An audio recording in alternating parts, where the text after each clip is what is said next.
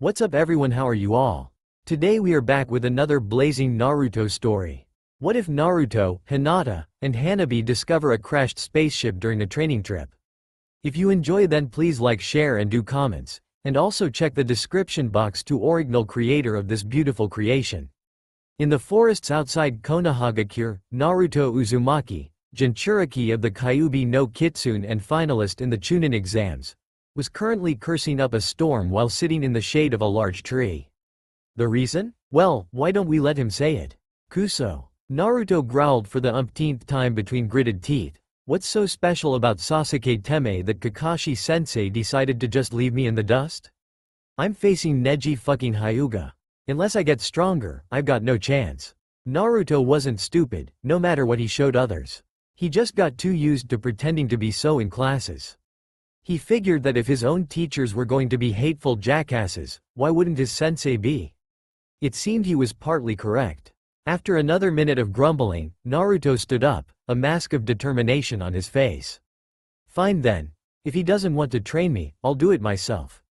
Away from this godforsaken village. With that, Naruto dashed out of the forests and into the village, heading straight home. There, he got his biggest and only backpack and packed all he could, from extra jumpsuits to instant ramen packets to soap and a toothbrush. Once the backpack was full, he then ran to the Hokage Tower, drawing odd looks along the way. Slipping past the secretary, who was thankfully too busy to notice him, not that it would have made much difference, Naruto walked up to the Hokage's room and knocked for once in his life. Hearing the customary, "Enter," from the Hokage, Naruto slowly walked into the room. Hiruzen Sarutobi, third Hokage of Konoha and known as the second god of shinobi, was understandably troubled when he saw his pseudo-grandson Naruto Uzumaki enter his room. For one, the boy actually knocked instead of barging into the room like he usually does. For another, his face was practically expressionless, with none of his usual hyperactiveness showing through. And finally, he had a rather large backpack on, its shape suggesting it was filled to the brim. "Naruto-kun, how can I help you today?" Hiruzen asked with his trademark grandfatherly smile. Naruto barely smiled before responding, "Hokage-sama, and there's a fourth reason to worry the Hokage. I want to ask you for permission to go outside of Konohagakure to take a small training trip for the Chunin exams."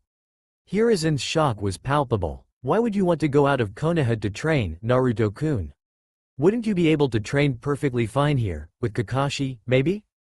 Naruto's expression darkened at the mention of his sensei. Doubtful. For starters, Kakashi-sensei is currently training Sasuke, literally telling me that he needs more training in order to beat Gaara, which is true, but he completely threw me to the wind despite the fact that I'm facing Neji Hyuga, who's considered a prodigy in and out of the Hyuga clan. I'm the dobi of my class, Hokage-sama, and I know I'll be hard-pressed to beat him, especially if I don't train. Plus, it's not just me. He seems to pay a lot more attention to Sasuke than to me or Sakura-chan. Adding to that, I can't really trust anyone else to supervise my training. I don't want them to sabotage my training somehow, and I'd rather not bother you for training. Hiruzen was left in the balance between anger and sadness.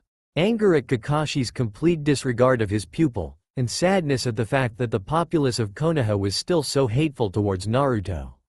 "Naruto-kun, I'm sorry about that. I wish these people could see the truth. It's alright, Gigi," Naruto cut him off softly, "I'll change their views someday, somehow. But for now, please give me this wish." Hiruzen smiled and nodded. "Of course, Naruto-kun. However, there will be a few stipulations." "A few stripu what now?" Naruto asked, face scrunched up in confusion. "A few rules, Naruto-kun," Hiruzen chuckled, holding up one finger. "First, no traveling outside the land of fire. The country is big enough to begin with, and you'll find that other countries may not be very friendly towards Konoha ninja." Naruto nodded, happily agreeing with that. "Secondly, I expect a report of your status and whereabouts every Wednesday, understood? If I fail to receive one, I will assume that you've been captured and shall send a group to find you and bring you back." "Understood, Gigi," Naruto nodded again. "Good," Hiruzen said, then reached inside a drawer for a travel passport and filled it out with Naruto's info, his signature, and the Hokage's seal of approval. "Is it just going to be you on this trip, Naruto-kun?" Hiruzen asked after handing him the passport. Naruto was about to answer that yes, it would be, until a stray thought passed through his head. Actually, is it possible you could summon Hiyashi Hyuga here, Gigi? Despite being surprised at the request, Hiruzen nonetheless acquiesced, calling one of the guards to bring the head of the Hyuga clan. During the waiting time, Hiruzen made sure Naruto had everything necessary for the trip, which included giving him a current map of the elemental nations. After another minute, the guard teleported back into the office with Hiyashi in tow before disappearing once again. After giving a passing glance to Naruto, he bowed and says, "You called for me, Hokage-sama." Hiruzen smirked and said, "I was not the one who asked for you, Hiyashi. It was Naruto-kun here." Hiyashi raised an eyebrow and turned to Naruto. "And what can I help you with, Uzumaki-san?" Naruto merely locked eyes with the man before bowing, an action that shocked the hell out of Hiruzen and the guards. In an even voice, Naruto said, "Sorry to trouble you, Hiyashi-sama, but I am about to take a training trip outside of the village and I wish for your daughter Hinata to accompany me." Hiyashi studied the young man for several seconds before replying, "And why exactly would you want my daughter, the weakest of our clan, to go with you, Uzumaki-san?" Naruto responded by straightening up and locking his now steely eyes with Hiyashi's. "Because, as I'm sure you know by now, I am fighting your nephew Neji in the finals. Thus, some training would be beneficial, and who better to train with than someone I already know and trust?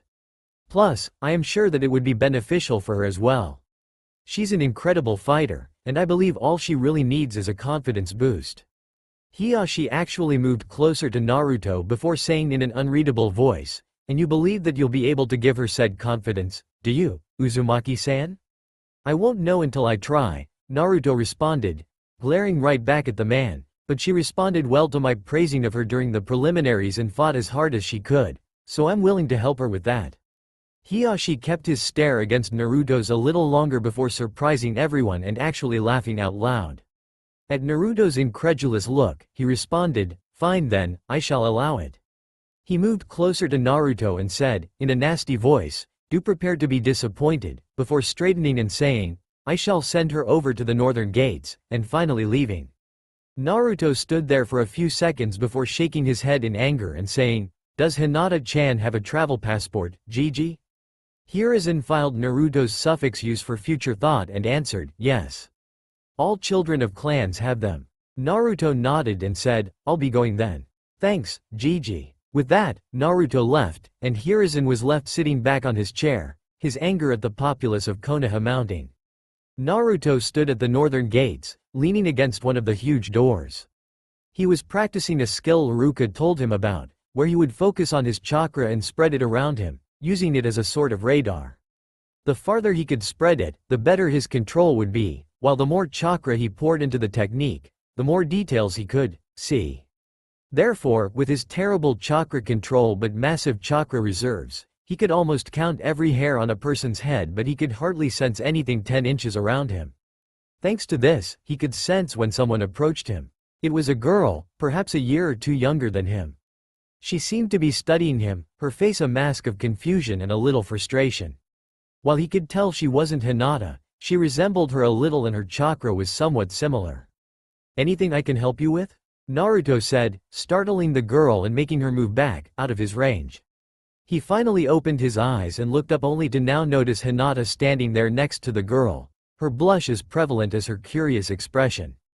Hinata was in her usual attire consisting of a bulky cream jacket and blue pants, with the addition of a white backpack with flowery patterns. The girl next to her had the same eyes as she did, the trademark silvery eyes of the Hyuga. But instead of Hinata's blue hair, hers was brown and long, reaching waist level. She had on a tank top under a black vest, and was wearing matching black pants and sandals. She also had a backpack, although hers was a light blue color. She was looking at Hinata quite determinedly. "Hello, Hinata-chan," Naruto said, straightening up and moving closer to the two. "Anyo. Hello, Naruto-kun." Hinata responded shyly. "To-san said that why you asked FF for me?" "Yes, I did," Naruto nodded. "To cut right to the chase, I'm going to take a small training trip out of the village, and I don't want to go on my own. I need training, that much is certain, and my sensei decided to train Sasuke Teme instead of me. That's why I'm asking if you'd like to come with me." Hinata was understandably shocked, yet at the same time elated. Her crush wanted her, out of anyone else, to come with him on a training trip? Anyo. Hinata had to ask this, out of pure curiosity. Why me, and Naruto-kun? There are so many others why you could ask T to go with you. Naruto, noticing her go slightly deeper and deeper into her jacket with every word, walked up to her and placed a hand on her shoulder, making her snap her head up to meet his eyes. Hinata was a little startled at how close he was. If she had been just half a step closer, she could have hit him with her head when she looked up. Naruto's gaze softened as he looked at her, making her blush increase.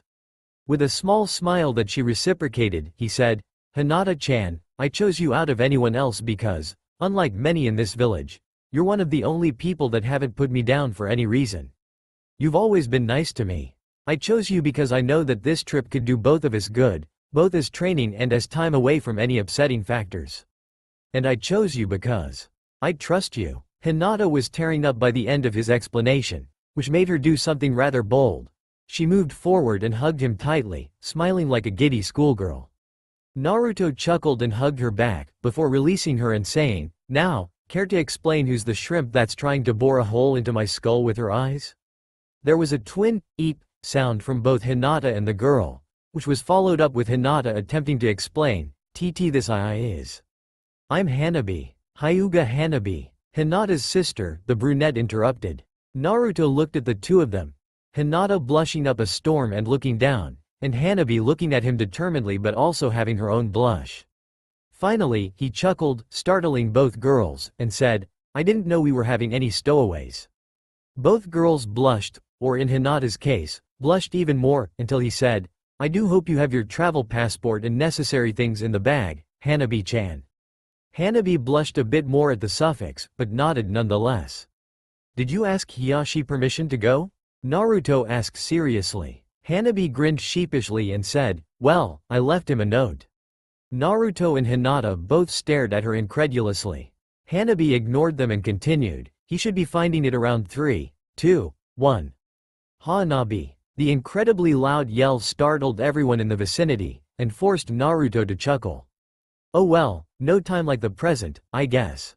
Let's go." Quickly showing their passports to the gate guards, the trio dashed into the woods, surprising the guards with their speed and agility. Minutes later, a disheveled and seething Hiyashi Hyuga returned home from the Hokage Tower, promising a long month of punishments to his youngest daughter. It had been 3 days since they had left Konoha, and for Naruto, Hinata, and Hanabi, it had been time well spent. They had spent the first day simply moving, aiming to get as far as they could from Konoha while keeping track of how long it would take to get back. The second day was spent on coming up with a training routine that they would follow while still moving. They had finally arrived at their destination on the third day, a few miles from the border at a point where not many patrols would pass. Naruto walked back into camp with a dead deer on his shoulder. The two girls, having been sitting on opposite sides of the campfire they had built, looked up as he sat down, put the deer in front of him, and swiftly began to skin the animal. Mere moments later, he had a few pieces of meat hanging over the fire, slowly moving them so as to cook them well. "You know, I'm still surprised when I see you do that so quickly," Hanabi commented. Naruto shrugged and responded, "I hunted quite a bit as a kid, so I already know about hunting and gathering. The cooking comes from Ayame-chan and Tuchi-oji, who taught me some cooking skills when I told them I was living alone." Quote. Hanabi nodded while Hinata just watched the exchange. Minutes later, the food was done and the kids ate like kings and queens, bantering back and forth as Naruto and Hanabi took it upon themselves to help Hinata with her self-confidence issues. After they ate, the three merely sat around the campfire, content smiles on their faces and expectant glints in their eyes at the training they would undergo together. The peaceful time, however, was shattered when they heard resounding boom, powerful enough to shake them all. "Hinata-chan, Hanabi-chan, Byakugan's on, now," Naruto quickly ordered. The girls quickly went through the necessary hand signs and activated their dujutsu. With the 359 degrees view, Hinata quickly spotted the problem. "Naruto-kun, up there." Hinata called out stutter-free, pointing somewhere behind Naruto. The blonde turned and noticed what looked like a bright light that seemed to be getting bigger and bigger. And it was heading right for them. "Move," Naruto yelled, grabbing all three of their packs and pushing the girls to the side in one swift motion, and not a moment too soon. As soon as they hit the ground, they could feel the earth-shaking collision between the meteor and the ground. It tossed up a lot of rocks, so Naruto quickly stood in front of the girls, punching and kicking every reachable rock away while the Hyuga sisters kept an eye out for any other surprises. Finally, the rumbling stopped and the three heard what sounded like another collision a number of yards away. Still shaken, Naruto helped the two girls up and handed them their bags, then walked back to where their camp had been. Instead of a campfire and 3 logs around it, all that was left was a long trench that the meteorite had dug when it hit the ground. It seemed to head east, leaving a path of destruction and 2 toppled trees. Naruto quickly jumped onto the nearest tree, startling the girls, and followed the path that the meteorite had left. With a twin cry of, "Naruto-kun, wait!" the girls chased after him. What they found several yards away shocked them. Instead of the chunk of rock they had expected, there was a large metal, something leaning against a tree. The parts that weren't broken or scratched on the outside were painted blue. It had 3 large, hollow cylinders on its back end, and in the front they could see a large, shattered glass pane. What is it?" Hinata asked, half in fear and half in wonder. Neither of her companions had an answer for her. Instead, Naruto walked up slowly and looked all around the metal thing, taking note of everything he noticed. After doing 2 full circles, he noticed that there was an outlined rectangle on one side, like a door, but without a doorknob. "Hey, I found something," Naruto called out. When the girls arrived, he pointed at the knobless door. "See if you can find anything around that can open this." "Like this, Naruto-kun?" Hanabi asked, pointing to what appeared to be a button next to the door. Chuckling slightly, Naruto nodded. "Yes, like that, Hanabi-chan. How'd you spot it so quickly?" In response, Hanabi simply pointed at her eyes, which still had the Byakugan activated. Naruto nodded with a small, and motioned for her to do the honors. As soon as Hanabi pressed the button, a small hiss came from the door and it began to fall forward, falling to the ground with a crash. "Well, that's pretty ominous," Naruto commented, making both girls sweat drop. Carefully approaching the entrance, Naruto flicked out a kunai from his waist pouch and held it in a reverse grip. Slowly, he stepped inside the metal thing, looking all around for any trouble. Instead, he spotted something that stopped him in his tracks. Naruto-kun?" Hinata stuttered from right behind him. Hanabi was also approaching from his right. When they spotted what had given Naruto pause, they stopped dead in their tracks as well, and Hinata let out a small shriek. There on the ground, looking quite dead and lying on a pool of blood, was a man. He was wearing what appeared to be an armored suit, but it looked more advanced than anything they'd seen before. What truly shocked them, however, was his face. His expression was frozen in a mix between pain, shock, and anger, and his stomach was sliced open, from which his internal organs and some small tendrils seemed to be coming out from. Slightly to the right of the man was an upside-down creature. It had a body shape similar to a bat, but much larger. Its skin was leathery, and the underside of its wings was much darker, almost blood red. It was clearly dead, much to the relief of the 2 ninja and 1 ninja in training. Before any one of them could decide what to do with the man, a bluish screen suddenly popped up above him and in front of them with a burst of static, startling the 3. In it, the man was standing, his arm wrapped around his middle, where they could see a lot of blood coming out. The man seemed to be panting in effort, and when he looked up, his face was contorted in pain and converted in a sheen of sweat. "I'll leave this for whoever finds me," the man began. "My name is Isaac Clarke. I'm a systems engineer from what used to be the CEC, and just recently escaped the New Horizons lunar colony, located on Earth's moon. There's nothing left. I'm sure to bleed out soon. This is something even a large med pack can fix. But I know the infestation hasn't stopped.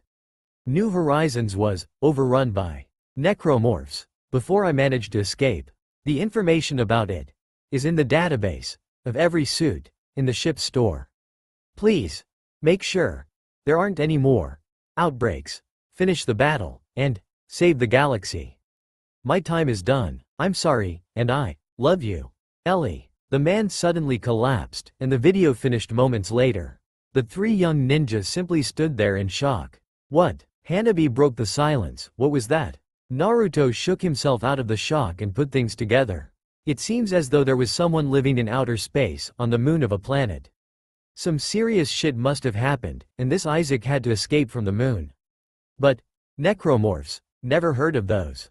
Have either of you? When they shook their heads, he continued. He sounded pretty serious when he talked about stopping the outbreak and saving the galaxy, but Hanabi shook her head. Even if it's all true, we can't actually do anything about it. There's no way we can reach the moon. Naruto nodded and stood, finally noticing the store that Isaac had mentioned across from him. Hey, check it out, Naruto called out, bringing their attention to him. It's the store he mentioned. Together, they crowded around the store, where Naruto, who was in the middle, reached out and pressed the EarthGov logo, which immediately changed and became a list.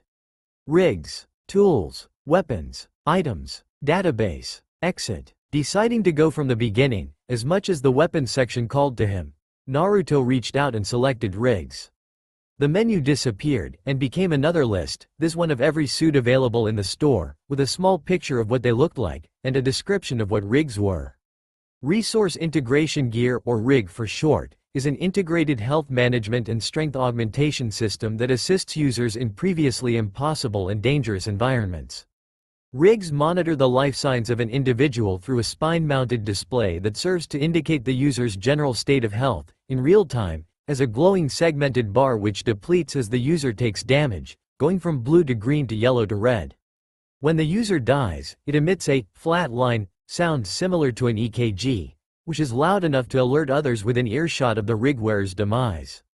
Holographic projectors mounted on the wrists can create a two-dimensional display in front of the user, to display whatever they might need to see.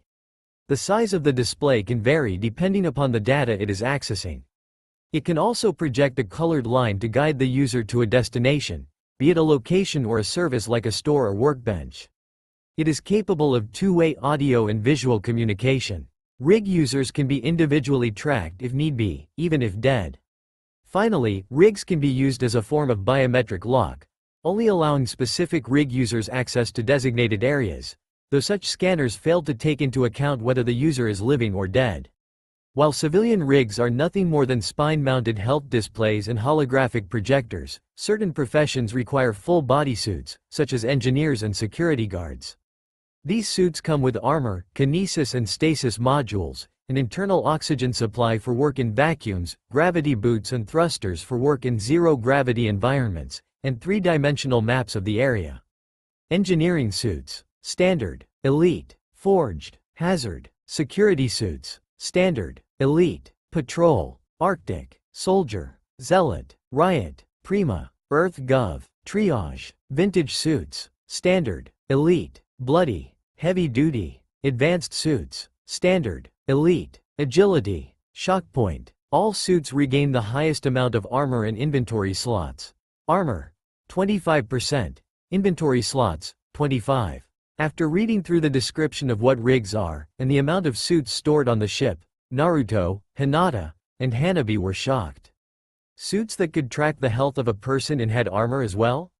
And was that video of Isaac a holographic projection? After glancing at each other, Naruto went back to the previous menu and selected the next option: Tools. 211V Plasma Cutter. The 211V Plasma Cutter, also referred to as the Plasma Cutter, or simply the Cutter, is a hand-portable mineral cutter manufactured by Schofield Tools. The Plasma Cutter is one of the miner's primary tools of the trade, offering unrivaled reliability in even the most hostile of work environments. Despite its name, this tool does not rely solely on plasma energy. Almost any type of energy can be used with the cutter, as long as it is inserted in a compacted package or as a continuous stream. Amount and safe: 5 cutters. IM-822 handheld ore cutter line gun. The line gun is a wide-beamed slicer with timed mines. This gun fires a horizontal beam of energy, and, like the plasma cutter, it is used for cutting down rocks and ore to smaller sizes, though it is designed for more heavy-duty ore that the plasma cutter cannot cut through. Also, like the plasma cutter, it can function with another type of energy, although much more would be needed. The line gun can release its ammo as a timed mine, which explodes in a shower of lasers, cutting through anything nearby. Amount and store: 2 guns. RCDS Remote-Controlled Disc Ripper. Designed to cut and hack through solid rock, the remote-controlled disc ripper, more commonly known as the Ripper, is an extremely dangerous tool. In unskilled hands, it's an accident waiting to happen, ejecting incredibly sharp, diamond-coated tungsten blades at up to 17,000 rotations per minute, RPM, to cut through anything in front of it. The blade is attached to a miniature gravity tether. The Ripper's primary function launches a saw blade that hovers in front of the tool for a total of 30 seconds, while the secondary function ejects an untethered saw disc at high speed. Amount and store. 3. PMF-100 Hydrazine Torch. The PFM-100 Hydrazine Torch Flamethrower, or flamethrower for short, is an industrial tool used in the extraction of various ores and minerals during mining operations. It was originally designed to project a liquid hydrazine flame of 500 to 4,000 degrees Celsius onto the layers of ice that trapped valuable ores within comets. When used against frozen meteors, the flame will cause the solidified water within the meteor's cracks to melt, splitting the rock into pieces without much trouble. Amount and store. 2 torches. Handheld Graviton Accelerator. The handheld graviton accelerator, commonly referred to as the force gun, is a short-range kinetic booster device. Its function in mining operations is to provide blasting power beyond conventional explosive charges, thus making it suitable for precise terraforming applications. Some practical examples may include shattering rocks into smaller rocks, sending rocks between miners in zero-gravity situations, or deflecting wayward rocks away from miners during space operations.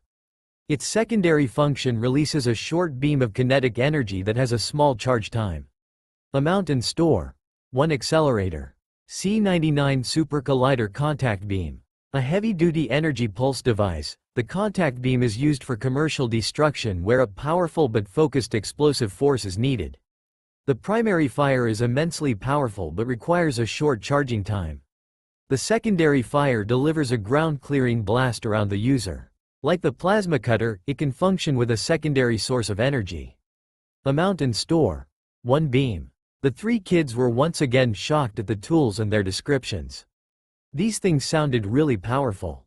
Without further ado, Naruto went back and selected weapons. SWS Motorized Pulse Rifle. The SWS Motorized Pulse Rifle is a military-grade, triple-barreled assault rifle with a rapid rate of fire and large magazine ammunition capacity. The pulse rifle is the standard-issue service rifle of the Earth Defense Force, and is also common among federal security forces, corporate security officers, and civilians. Amount and store. 4 rifles. Detonator. The detonator is a weapon that deploys laser trip mines that sticks onto any flat surface, be it a floor, wall, or ceiling. If the laser sensors are disrupted, the set mines will detonate violently. The secondary function allows one to deactivate deployed mines to be reused. Amount and store. 2 detonators. Seeker Rifle. The Seeker Rifle is a riot control device that is meant for accuracy at long range. It packs a punch but is slow to reload. Zoom in with the scope for even greater damage. It was just as they finished reading this that Naruto suddenly realized that they were still in the ship, and quite some time had passed. He quickly moved back and said, "As interesting as this is, we need to get moving. This thing made a lot of noise when it crashed and I'm surprised no one's come by to check on it yet." Naruto-kun. It's the middle of the end night, Hinata reasoned. And we aren't that close to the border, Hanabi followed up. Naruto put a hand on his chin and thought for a moment. Finally, he said, "Yeah, guess you're right. But still, we should get moving before some patrol passes by. Who knows what they might say or do. This Isaac guy said he left the ship and everything in it to whoever finds it, and that was us 3. The 2 girls nodded. Together, they talked a bit about what to do before it was decided to get everything from the store and store it in a couple of storage scrolls both Hinata and Hanabi had brought with them just in case. We should also take Isaac's body and give it a proper burial, Naruto reasoned, to which both girls agreed to. After thinking the plan through a bit more, Naruto decided that they should each keep one of the suits on themselves. According to the store they had a lot of armor and could track health, which would prove very useful. Naruto went first, quickly looking through the options before selecting the Elite Advanced suit. The screen folded inward and up and a door behind it opened suddenly. Naruto could see a human-sized opening where he could comfortably stand, so he moved forward and carefully leaned back against it. Suddenly, something closed around his wrists, ankles, and torso, holding him in place. With a startled yelp that the girls reciprocated, the doors closed and a blinding light made him shut his eyes. Naruto-kun! Both Hyuga cried out as the doors closed. Hanabi, being the more impulsive one, was about to jump forward and beat the crap out of the doors until they opened, but Hinata's raised hand stopped her. They watched as a bright light slowly moved down, going from the ceiling and reaching the floor before disappearing. Moments later, the doors opened again, and Naruto stepped out. The girls, especially Hinata, nearly fainted in both shock and awe. Instead of his orange jumpsuit, Naruto was wearing an all-black suit which looked to be made of stretchy material. The material itself, however, was hardly viewable due to all of the black, white, and mostly silver-tinted armor that was covering Naruto's entire body. The girls, ever observant, noticed a somewhat conical-shaped protrusion coming out of the suit's upper chest area, which had a small screen that was constantly showing information. 2 different objects attached to the left wrist. And, as Naruto stretched his shoulders, 3 small, spoon-like things that lifted from his back with the sound of rushing air. Finally, Naruto finished stretching, and looked at himself. Man, Naruto commented, this thing feels heavy but it's also really comfortable. It might not be orange, but damn, I won't lie and say it isn't freaking awesome. Hinata had to giggle at Naruto's reaction to the suit. She watched as he looked at himself a bit more before standing still when 2 separate metal parts came out from both the front, inside the frontal protrusion of the suit, and the back, the top of the health bar. It proved to be many pieces stacked together, which stopped at Naruto's chin and the nape of his neck before spreading out and coming together to become a full helmet. The helmet was round in the back but came to a pointed vertical line in the front. It had 3 horizontal openings for sight and emitted an orange light, both of which made the girls wonder how in Kami's name he could see anything. This is fantastic, Naruto called out, checking himself out on one of the reflective surfaces around them. The light from the helmet is even orange. Awesome. Both girls ended up giggling at Naruto's antics this time, which made him focus back on them. Alright, ladies, Naruto said, you're up. Hanabi, you go first. What? Hanabi yelped, why me? Naruto shrugged, why not you? Come on, we're wasting moonlight. Hanabi huffed in annoyance but made her way to the store anyways, the screen of which had already unfolded and was showing the menu again. Scrolling over the choices, Hanabi decided to go for the elite security suit. The screen once again folded up and the door behind it opened. Hanabi threw an uncertain glance towards the other 2. Hinata looked just as uncertain, but it was hard to tell Naruto's emotions due to the helmet. As if to placate her, Naruto gave her a thumbs up and motioned for her to go for it. With a determined nod, Hanabi carefully made her way inside and leaned back on the cushion. Immediately, the same straps that had held Naruto down strapped across Hanabi's wrists, ankles, and torso. The door closed again and the bright light from before traveled down from top to bottom. Hinata looked a bit apprehensive, but a hand on her shoulder from Naruto calmed her slightly. After 2 seconds of inactivity, the doors opened with a hiss and Hanabi stumbled out. The suit she was wearing was similar to Naruto's, but it was a bit more basic and round, and the armor pieces were mostly a metallic gray, with some parts around the neck and wrists having a checkerboard pattern painted onto them. On her left bicep, a thick piece of armor had the words SWAT printed on them while 1002 was printed on the other arm. Her hair, being much longer than Naruto's or Hinata's, was actually stuffed inside the suit when it was put over her clothes, but she didn't seem to mind. Finally, at Naruto's instruction, she kept her head still as the segmented helmet pieces popped out from the front and the back of the suit and came together to form the helmet itself. The helmet was rounder than Naruto's and had a thick piece of armor on the forehead, which had a painted checkerboard pattern like most of the armor. The light coming from the 2 wide visors of the helmet was a light brown. Wow, Hanabi commented, stretching slightly, this is amazing. I would have thought, with so much armor, it would feel really bulky, but it doesn't feel that way at all. I know, right? Naruto said, grinning under his helmet. He turned to the last member of the trio and said, well, Hinata, you're up. Hinata nodded shyly and approached the store, quickly reading over the choices. In the end, she decided to go for the Agility Advanced suit, since she was a very flexible person. The process of putting the suit on was the same as it was for the other two, and when the doors opened and Hinata stepped out, Naruto had to look away for a moment. Simply put, the Agility Advanced suit fit on Hinata like a glove. Despite the fact that it was just a recolored version of the original advanced suit, like Naruto's, it went well with her developing figure, and with Naruto being a prepubescent teen who had already read his fair share of adult magazines he found around the neighborhood. Well, you get the point. Both Naruto and Hanabi watched as Hinata stretched, turning in ways that neither of them could with their suits, though this was understandable if hers was really meant for agility. After getting used to the suit, Hinata stood still as the helmet assembled around her just like Naruto's had. Instead of orange, however, the light coming from the slits of the helmet was a lavender color, which didn't clash too badly with the suit itself. "Alright, I think it's time to start taking things out of there," Naruto commented, with the girls agreeing. They quickly brought out the 4 storage scrolls the girls had brought, with Naruto once again praising them for their foresight, and lined them up.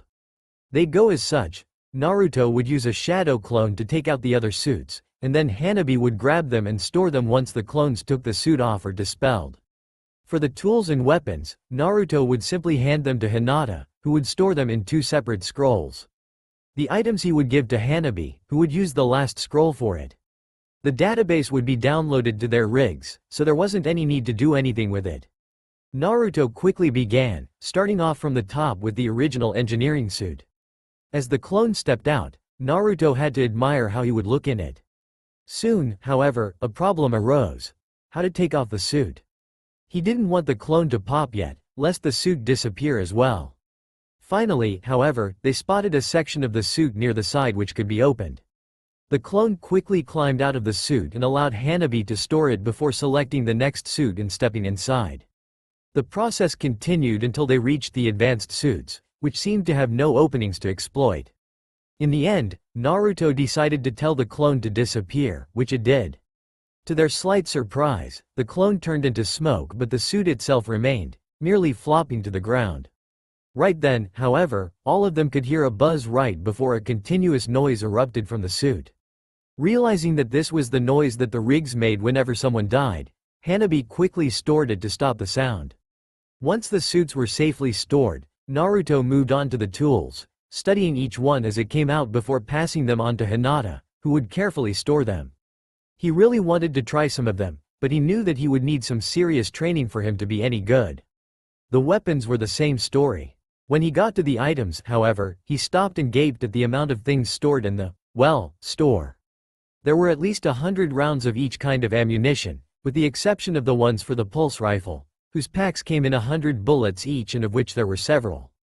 Each tool or weapon had a certain maximum amount to a pack: 25 rounds for plasma energy, 6 rounds for line racks, 50 rounds for hydrazine fuel, 8 ripper blades per full pack, 25 rounds for force energy, 6 rounds for contract energy, 100 pulse rounds per pack, 15 for seeker shells, 10 for javelins, and 8 for detonator mines. Isaac had also been very meticulous with the amount of packs he got of each ammo type, getting 10 packs of everything. This brought a total of 250 rounds of plasma energy, 60 line racks, 500 rounds of hydrazine fuel, 80 ripper blades, 250 rounds of force energy, 60 rounds of contact energy, the most expensive ammo that Naruto had seen out of everything else, a whopping 1,000 pulse rounds, 150 seeker shells, 100 javelins, and 80 detonator mines. And ammo wasn't the only thing, as there were 15 large med packs, 20 medium ones, 30 small ones, and 5 stasis recharges. All of this Naruto passed to Hanabi, who needed Hinata's help to seal it all. In the end, they had run out of space on that sealing scroll and had to use some of the leftover space on the weapons one. But it was done. The last thing left was the database. Naruto decided to skip reading it for now and merely looked at the instructions on how to download it to their rigs. According to it, they needed to connect their RIG links to the store itself to download whatever the store contained in terms of data. He relayed the info to the girls, and they all quickly found how to activate the hologram for the RIG link. Naruto studied it for a moment, noticing it kept track of the inventory he had, as well as any current missions. It also seemed to have a map, though the map was currently blank as the databank of his suit had no data on the elemental nations. Naruto, Hinata, and Hanabi quickly connected their rigs to the store and watched as the data was stored in their rigs for future use. Finally, Naruto exited the store and watched as it became the EarthGov logo once again. He turned to the girls and helped them pack up, then looked at Isaac's body. "Well, come on," Naruto motioned, "let's pick this guy up. I'll grab him from the top, you two grab the legs." The Hyuga sisters nodded and went with Naruto to grab him. However, as soon as Naruto touched Isaac's head, a powerful spark of energy jumped from the corpse and hit Naruto's forehead. The attack made Naruto fall back with a scream. Hinata and Hanabi quickly went to help him, but froze upon seeing Naruto. The boy was thrashing on the floor as if he were in excruciating pain, clutching his head and screaming to the heavens. He rolled from side to side, and his helmet's light changed from orange to red for a few moments before going back to orange. Inside Naruto's mindscape, a dark entity, locked behind large, golden gates, opened a red, slitted eye. It had sensed the disturbance that had just gone on in Naruto's mind, but when it actually looked, it was frozen in surprise. Instead of the dank and dreary sewer that the large beast was now accustomed to, the landscape had changed to become something even worse. The cage the beast was in seemed to be on top of a rocky, floating platform, underneath which there was nothing more than an endless abyss. Looking up, the beast could see red, rolling clouds, which were moving quickly past, as though there was a strong wind blowing. Finally, when it looked forward, it noticed that the platform seemed to be circular in shape, and past the platform, as if floating on the abyss itself, was a large construct. It seemed to be a twisting tower of some sort, whose two tips turned and touched at the top. It was black in color, with red sections that twisted around it like arteries. It was spinning at a slow pace, but gradually picked up speed until it emitted a powerful energy wave that rocked everything around it. The beast itself had to hold on to the bars of its cage so as to not be thrown back. Finally, the wave disappeared, but the construct and the mindscape around the cage remained the same. The beast was utterly confused at this change, its 9 tails twisting and turning, as if waiting for something else to happen. When nothing else did, however, it laid back down and merely continued to watch the construct, wondering about the strange occurrence that had just happened. Back on the outside world, Hinata and Hanabi had just managed to hold Naruto down long enough to get him to hold still, but his screaming had not stopped. At that moment, a powerful wave of energy erupted from Naruto himself, which blew both girls back and made them roll for a bit before they crashed onto the wall of the spaceship. Hinata stood up, rubbing the back of her helmet where her head was most sore. She was glad she had the suit, otherwise that blast could have caused a lot more damage. She looked to the side and noticed that Hanabi was leaning against the wall, her hand on the side of her head. Together, they looked at Naruto, who was now laying calmly on the floor, most likely unconscious. Both Hinata and Hanabi knew that, even with the strength enhancement of the suits they were wearing, they weren't strong enough to pick up both Naruto and Isaac, so they merely dragged Naruto into a more comfortable position and sat on both sides of him, patiently waiting until he awoke. In another part of the elemental nations, near Kumogakure no Sato, a rumbling noise erupted from the seabed of the crashing waves coast, drawing the attention of several sentries. It seemed to be merely a small earthquake, but a team was sent to investigate anyways. As the investigating team approached the coast, none heard the small, demonic whisper that sounded in the back of their heads. "It is time, One-chan." It was this scream that tore Hinata from her slumber. She hadn't even realized that she had fallen asleep, but the moment she looked up, she sincerely hoped she was still dreaming and that this was merely a nightmare. Right in the middle of the ship, the giant bat-like creature that had previously been dead was now very much alive. It had shot out some kind of long probe from its mouth and had hooked onto Isaac's corpse. She nearly puked when the creature latched onto the body with its small talons and stabbed the probe deep inside Isaac's forehead with a sickening squelch. It seemed to move side to side in order to move the probe a bit deeper, and whatever it was injecting into Isaac was causing a reaction that left her mouth open in a silent scream. Isaac's skin started breaking apart, the arteries and veins underneath either molding together into a single mass or breaking as well and hanging limp. His lower jaw began to get dark and bloody, the skin ripping and showing his internal organs in all their glory. The back of his suit ripped open, allowing for two long arms to rip out from Isaac's back. The arms were slightly deformed, and on each of the palms there was a long blade sticking out, looking perfect for slashing anything to pieces. Isaac's original arms seemed to fuse to his torso, leaving only two small hands near where the stomach would normally be. Finally, his chest ripped open with a sickening crack, exposing his rib cage and an empty space where his inner organs would normally be. The transformation took no more than a few seconds, but they were very long seconds to the two Hyuga, who had never seen anything like this before. It was only when the creature that had changed Isaac and the creature Isaac had become turned to look at Hanabi and Hinata, respectively, that Hinata's throat opened up and she released a loud scream, one that was followed up by Hanabi's own scream. The two creatures, as if reacting to the noises, charged at both girls, the infector jumping at Hanabi while the infected lunged at Hinata, blades swinging wildly. Both girls closed their eyes, awaiting the inevitable. However, instead of hearing, or feeling, either of them being cut or stabbed, what they heard were twin puffs of smoke before a number of small explosions rang out all around them, each explosion being followed by a squelch and a ripping sound. Both girls instantly opened their eyes and gasped at the scene. The infector that had jumped towards Hanabi was now lying on the ground at her feet in a pool of yellow liquid. One of its wings had been ripped from its body in a clean cut, and its proboscis had been separated from the appendage with a similar cut. The creature that had been charging at Hinata was in a similar state. The only thing left lying at Hinata's feet was a torso connected to a pair of legs. The head and arms had been completely cut off, all three lying in different places around Hinata. Both girls stared at the broken bodies before noticing that each one had three small blue points hovering over them. Following the points up to the source led their eyes to a scene that had them gaping.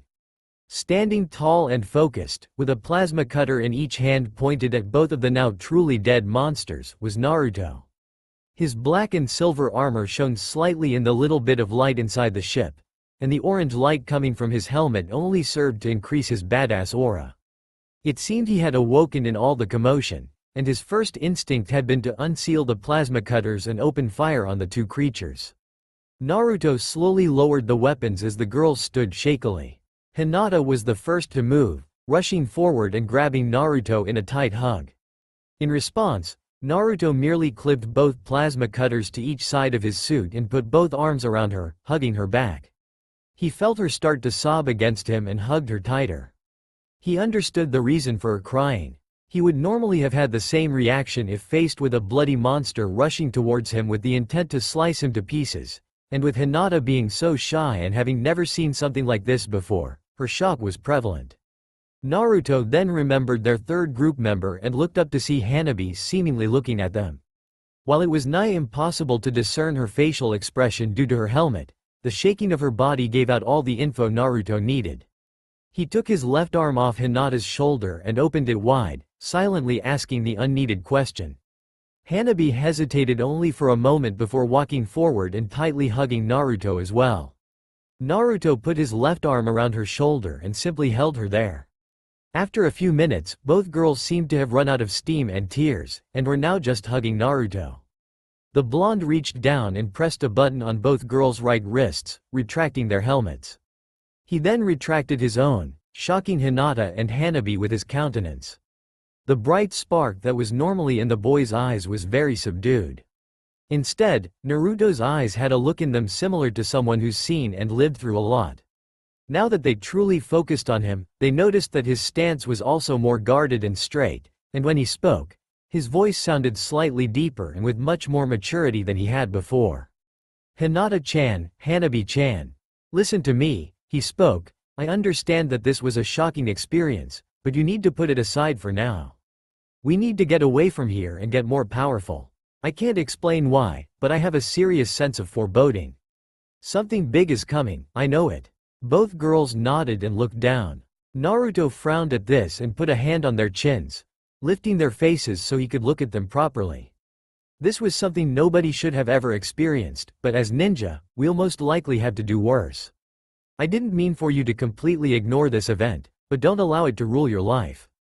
Remember, anything you need to talk about, I'll always be here, and we have 3 more weeks before we need to get back to the village. Let's put them to good use, alright? Both girls nodded again, this time with more determination. Naruto smiled and straightened once again, turning to look at the two creatures. By a single glance, he suddenly knew what they were, but didn't understand how he knew. He had never seen these things in his life. But he somehow knew. These were necromorphs.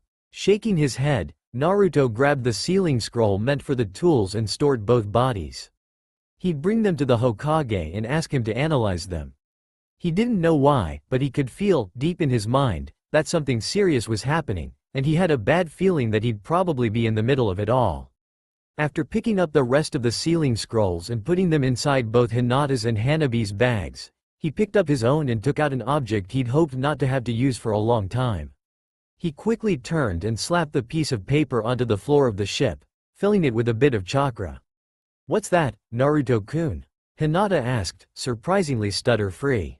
"A super-strength explosive tag," Naruto replied. "I'd hoped to use it on something else, but I guess I can always save up and buy another one." "Wait, what?" Hanabi exclaimed, "You're planning to blow the ship up?" "Of course," Naruto said, standing back up, "it would take far too long to disassemble, and we have no way to carry the pieces. Besides, if we ever need one," he tapped the side of his head with a finger, "I can always build it." "How?" Hanabi asked skeptically. "To be honest, I have no clue how I know. I just do," Naruto said truthfully.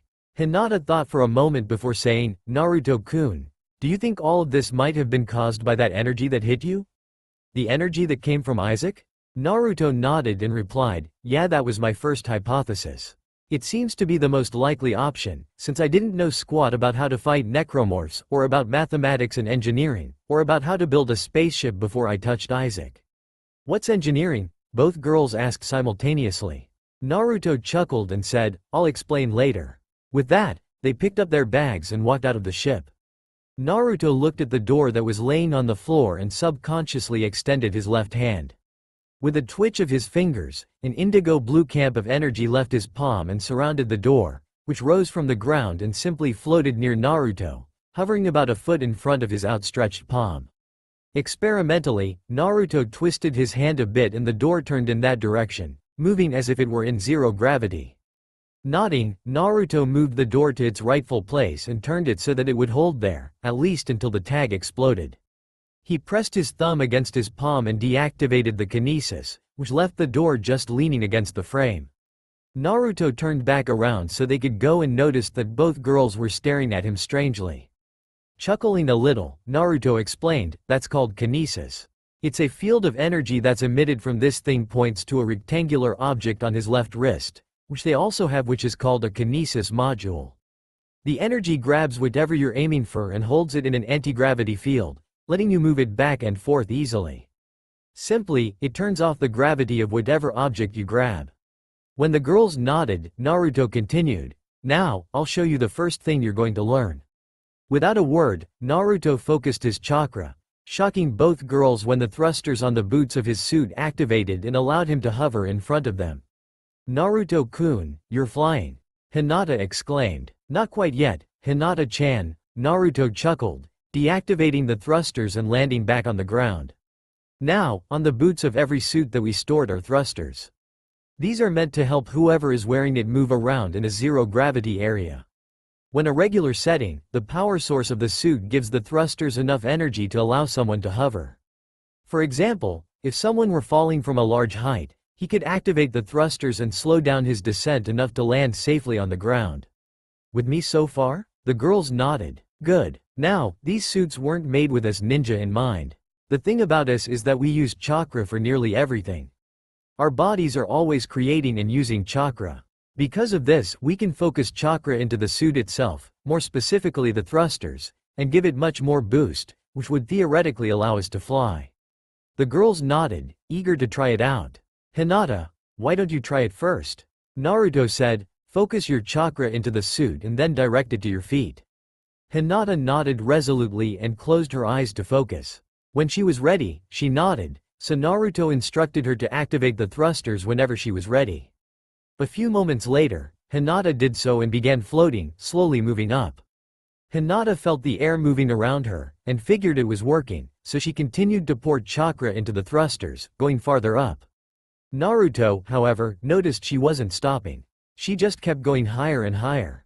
Hinata-chan, lower the energy output. You're flying too far up.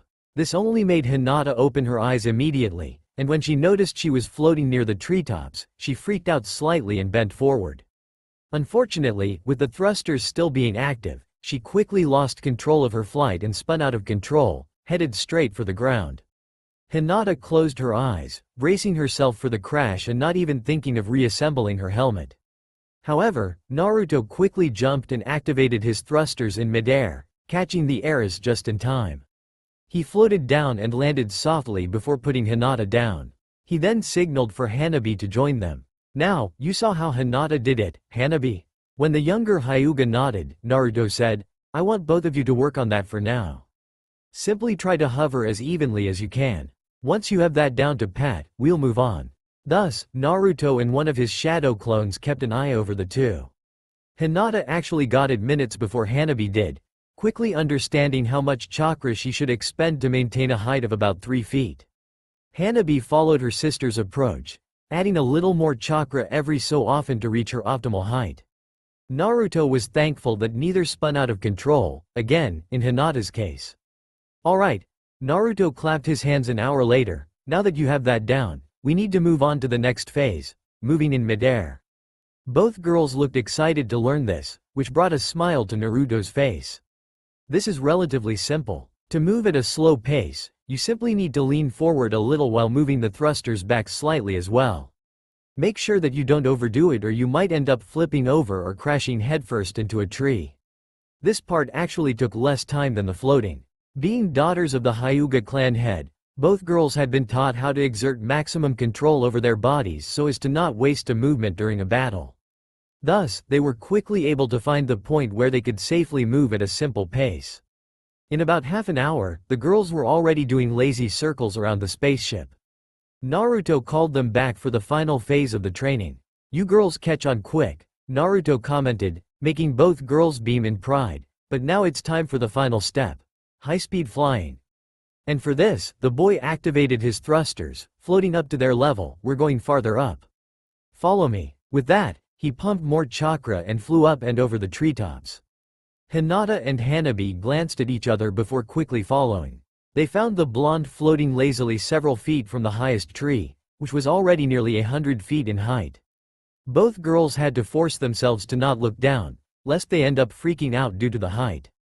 Now, I believe a quick demonstration would be a good way to start this part. Watch me closely, Naruto said, turning so that he was facing sideways from their point of view. He brought his legs slightly up, as if crouching in midair, before pumping a large amount of chakra into the thrusters and simultaneously moving his torso forward so that he was nearly horizontal. The result was that he blasted away from the Hyuga sisters at a fast pace, startling them. He got about half a mile away before stopping and coming back, this time slower so that they could have more time to study his movements and pose. When he did a third flyby, the girls were already trying out their own versions. Hinata once again got it first, although Hanabi didn't seem put out by it considering she was literally flying circles around the two, making them laugh with her constant cries of joy. By this time, the sun was starting to rise. When Naruto turned to regard it, however, a massive rumbling noise erupted from his stomach, drawing the attention of the girls. Naruto merely laughed sheepishly and rubbed the back of his head, drawing giggles from the girls. You think we should stop for a quick bite to eat, Naruto-kun? Hanabi asked teasingly. Naruto laughed and nodded, quickly floating down to the ground and setting up a small campfire next to the ship. When the girls joined him, he already had a few pieces of deer set up over it. And minutes later, 3 full-bellied kids were sitting around a dying fire, once again talking about this and that. If there was one thing that both girls noticed instantly, it was the change in Naruto. He was now more knowledgeable and logical, thinking things through before saying them. He seemed to have an answer for nearly every question they had. And he still maintained his guarded posture. They noticed how he looked around every so often, as if searching for any enemies, and kept his right hand near the corresponding plasma cutter at all times. When they had finished digesting the food, Naruto decided they should get moving. After checking over their supplies one last time, the 3 of them donned their helmets and took off, flying as far away as they could. Once they were far enough, Naruto activated the explosive tag. With a loud boom, the tag detonated, sending smoke and shrapnel flying everywhere. Naruto had to move to the side so as to avoid getting clipped by a piece of debris. The force of the wind that was displaced by the explosion pushed all three kids back a bit, but they managed to remain airborne and in control. After a few moments, Naruto checked over the explosion site and made sure nothing remained. Besides the scorched earth and the few pieces of small debris, nothing was left. Nodding in acceptance, Naruto flew back up to the girls and they flew away from the site, just missing a group of Konoha ninja that had arrived to investigate. With Hanabi keeping an eye on the map, Naruto grabbed one of the plasma cutters from his belt and lifted it up so they could see it properly. Listen up, girls, because from now on, your training starts. We'll start off by teaching you on how to use plasma cutter. Time skip, 3 weeks. It was finally the day for the Chunin exam finals. The atmosphere in the stadium was one of excitement and wonder. Dignitaries of neighboring small villages, and both ninja and civilians from Konoha itself were more than curious about the new batch of Chunin to be. In one part of the stadium, the few of the soon-to-be known as the Konoha 12 who didn't pass the preliminaries were sitting together with their sensei. Tenten, the female member of Team Guy, was merely watching the arena while keeping an open ear. Ino and Sakura, sitting on either side of Choji, were arguing loudly about none other than Sasuke. Poor Choji was caught in the crossfire and was simply glad he had his chips with him. A row in front of them, Kiba Inuzuka was talking in a low voice with his partner Akamaru. The shaggy-haired boy was worried about the fact that Hinata hadn't arrived, despite the fact that she had assured him after the preliminaries that she'd come to watch. She was never one to be late. Now that he thought about it, he hadn't seen her at all in the month between the prelims and the finals. Kurenai-sensei hadn't said anything on the matter, so he had put it to the side for now. Speaking of his sensei, she was currently sitting a row behind the arguing pink-head and blonde, staring in disbelief at a certain silver-haired pervert. She wasn't alone in that regard, as her current love interest and sensei of Team 10 Asuma Sarutobi was also gaping at Kakashi. Kakashi? Kurenai started, are you, actually on time for once? Kakashi brought his face out of his book and regarded them with an eye smile. Well, cute little Sasuke-kun down there had enough experience with my tardiness that he decided to take the reins of the time and insisted that we come now.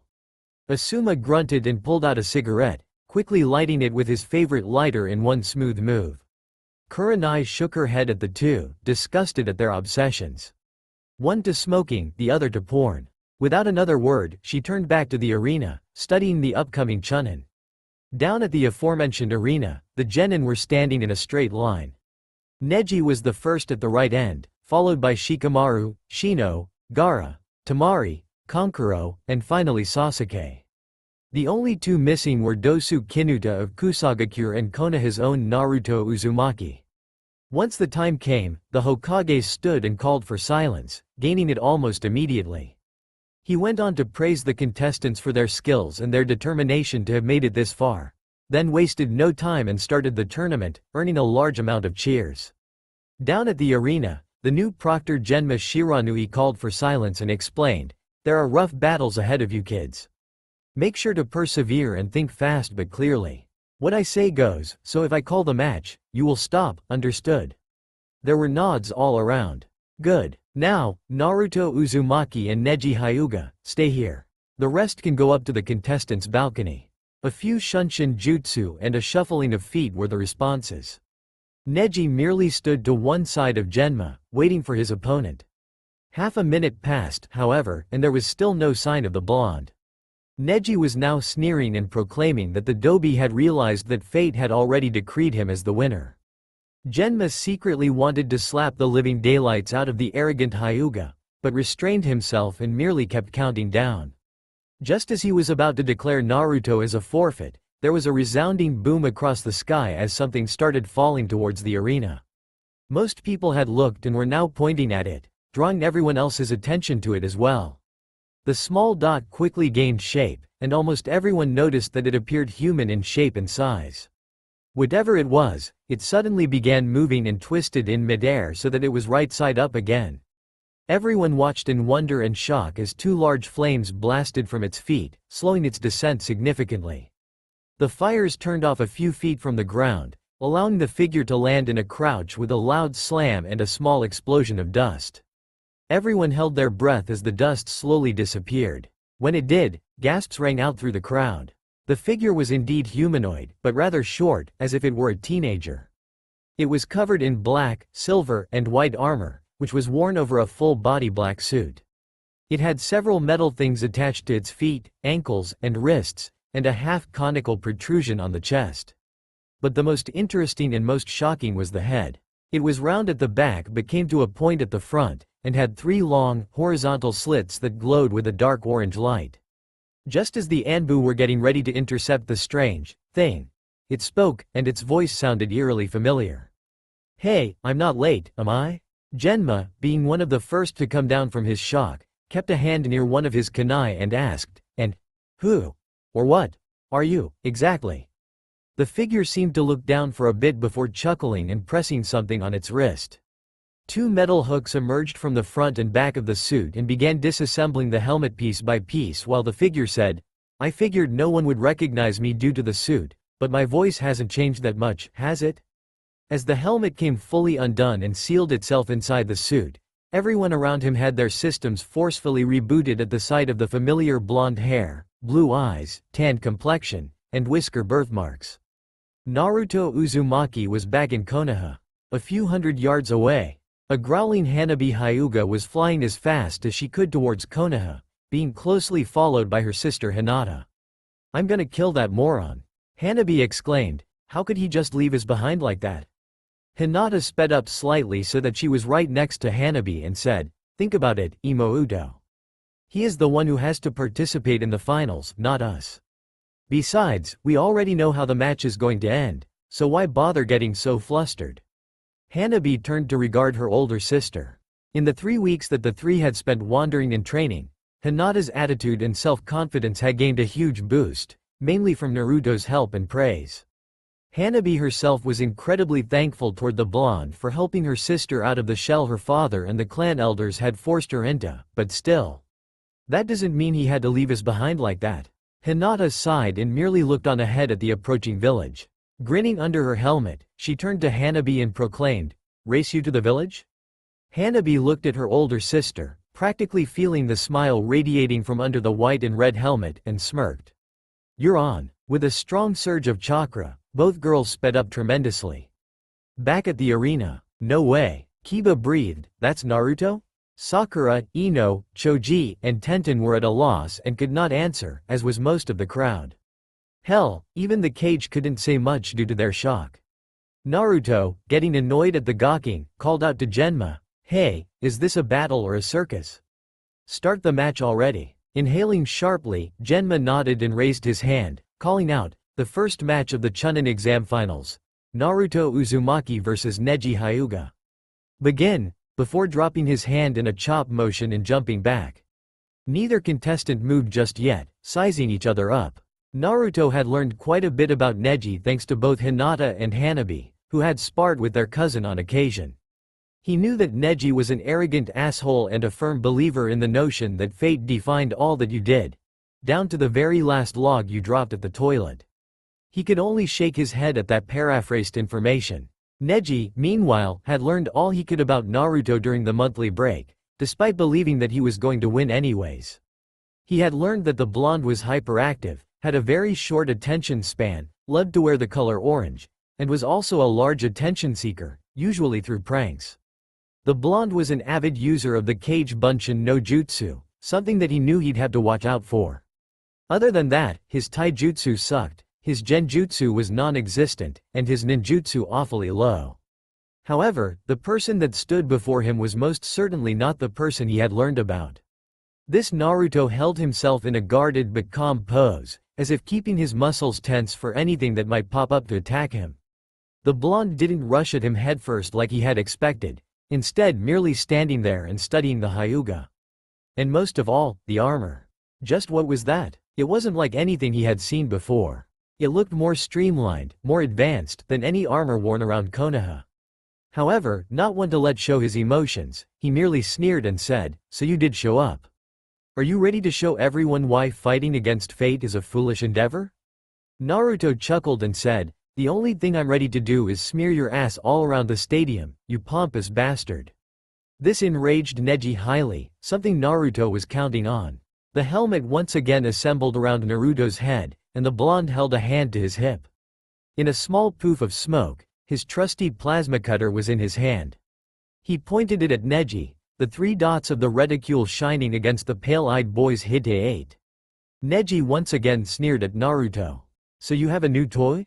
Naruto didn't say a word and instead aimed down and fired a round of concentrated chakra against Neji's feet, sending dust flying and startling Neji so badly that the brunette fell back onto his butt. Bringing the plasma cutter back up, he said, "You have no idea." Growling in anger, Neji quickly stood and assumed the standard gentle fist stance but did not activate his Kekkei Genkei just yet. Without a word, he launched himself at the blonde at a quick speed and easily got inside his defenses. With a few thrusts of his hands, he shot chakra at Naruto, not bothering to check if the first hit had truly affected him before raining more blows down on him and finally pushing the boy back with a double palm thrust to his stomach, since he couldn't well attack the chest due to the protrusion there. Naruto moved back several feet, his boots leaving trenches in the dirt. He remained leaning down, as if he were hurt. His body shook slightly, and Neji's sneer came back full force only to be replaced by an angry frown when laughter came out of Naruto's helmet. The armored boy raised his head, the helmet making it hard to discern his facial expression. The mocking tone that came from the helmet, however, didn't leave anything else open to interpretation. "I'm sorry, did you hit me? I could have sworn I felt something, like something was touching me." Neji's vision went red with anger, his Byakugan activating subconsciously. The Hyuga was just about to run at the blonde again when he saw him lift the strange weapon up. With his Byakugan activated, he could now see that a constant stream of Naruto's chakra was moving towards the bottom of the weapon. For some odd reason, he couldn't actually see the inside of the weapon, but did notice that the chakra that was going into the weapon was coming back out from the front, but in a more compacted form. He couldn't study it any longer, however, because Naruto had pressed a trigger on the middle of the weapon and the chakra that was in the front of it had just shot at him at incredibly fast speeds. He probably wouldn't have been able to dodge had it not been for the fact that his Byakugan was activated. The Hyuga was forced into a game of dodge the chakra bolts by Naruto. He had to keep continuously moving in order to not get hit by the compacted chakra that Naruto was sending at him. Naruto, he noticed, was simply standing there, moving the weapon as necessary to hit him. Unfortunately for Neji, since he was so busy dodging the bolts and thinking of a way to bypass them, he didn't notice the cage bunchen that Naruto had created a few yards away, which was wielding its own plasma cutter. He only noticed when he felt a severe burning on his left arm that made him cry out in pain before jumping into a tree and away from the armored blonde. Stopping at another tree a few yards away, he examined his left arm and noticed, to his horror, that it had a deep, cauterized cut on the upper part of the forearm, near his elbow.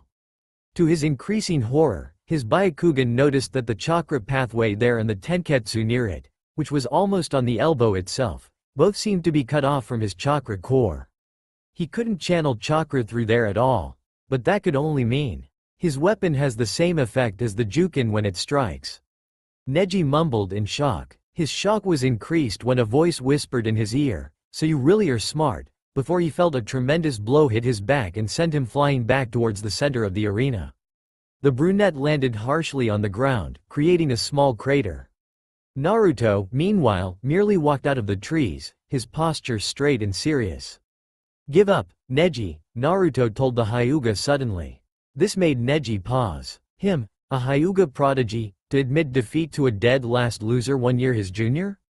Inconceivable. Never. Neji growled out, forcefully standing up and facing Naruto, although everyone noticed that he allowed his left arm to hang limp at his side. Naruto shook his head, feeling sorry for the brunette, before sealing his plasma cutter and reaching behind him. With a poof of smoke, another weapon appeared in his hand, this one much larger than the cutter. It seemed long and heavy, considering Naruto was holding it with both hands. It was streamlined in design and had a red color scheme. What most people noticed, however, was the large hole in the front. "Tell me, Neji," Naruto called out, snapping the Hyuga from his inspection of the new weapon, "just how good is the Hyuga's rotation defense?" Neji's eyes widened to epic proportions when he heard this, and since his Byakugan was still active, he noticed that much of the blonde's chakra was gathering in the front of the weapon into a tightly compacted ball. Without a second thought, Neji immediately began twisting on the spot while expelling chakra, causing a blue, rapidly spinning dome of chakra to form all around him. With a smirk that no one could see, Naruto set his shoulders and released the trigger. The ball of massively compressed chakra blasted away from the weapon with a force so strong that it made Naruto take 2 steps back.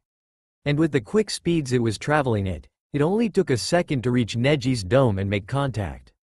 The resulting explosion rocked the entire arena. Most people had to look away at the bright flash of light that appeared for a while. When everyone focused once again, and the dust cloud disappeared, they could only look on in shock at the prone form of Neji that had been blasted into the arena's wall. The boy had been launched away with incredible force, and was now scratched from head to toe, a result of impacting against the ground several times before slamming against the wall. His head was hanging limp from his neck, but no one assumed he was dead as his chest could be seen heaving for air.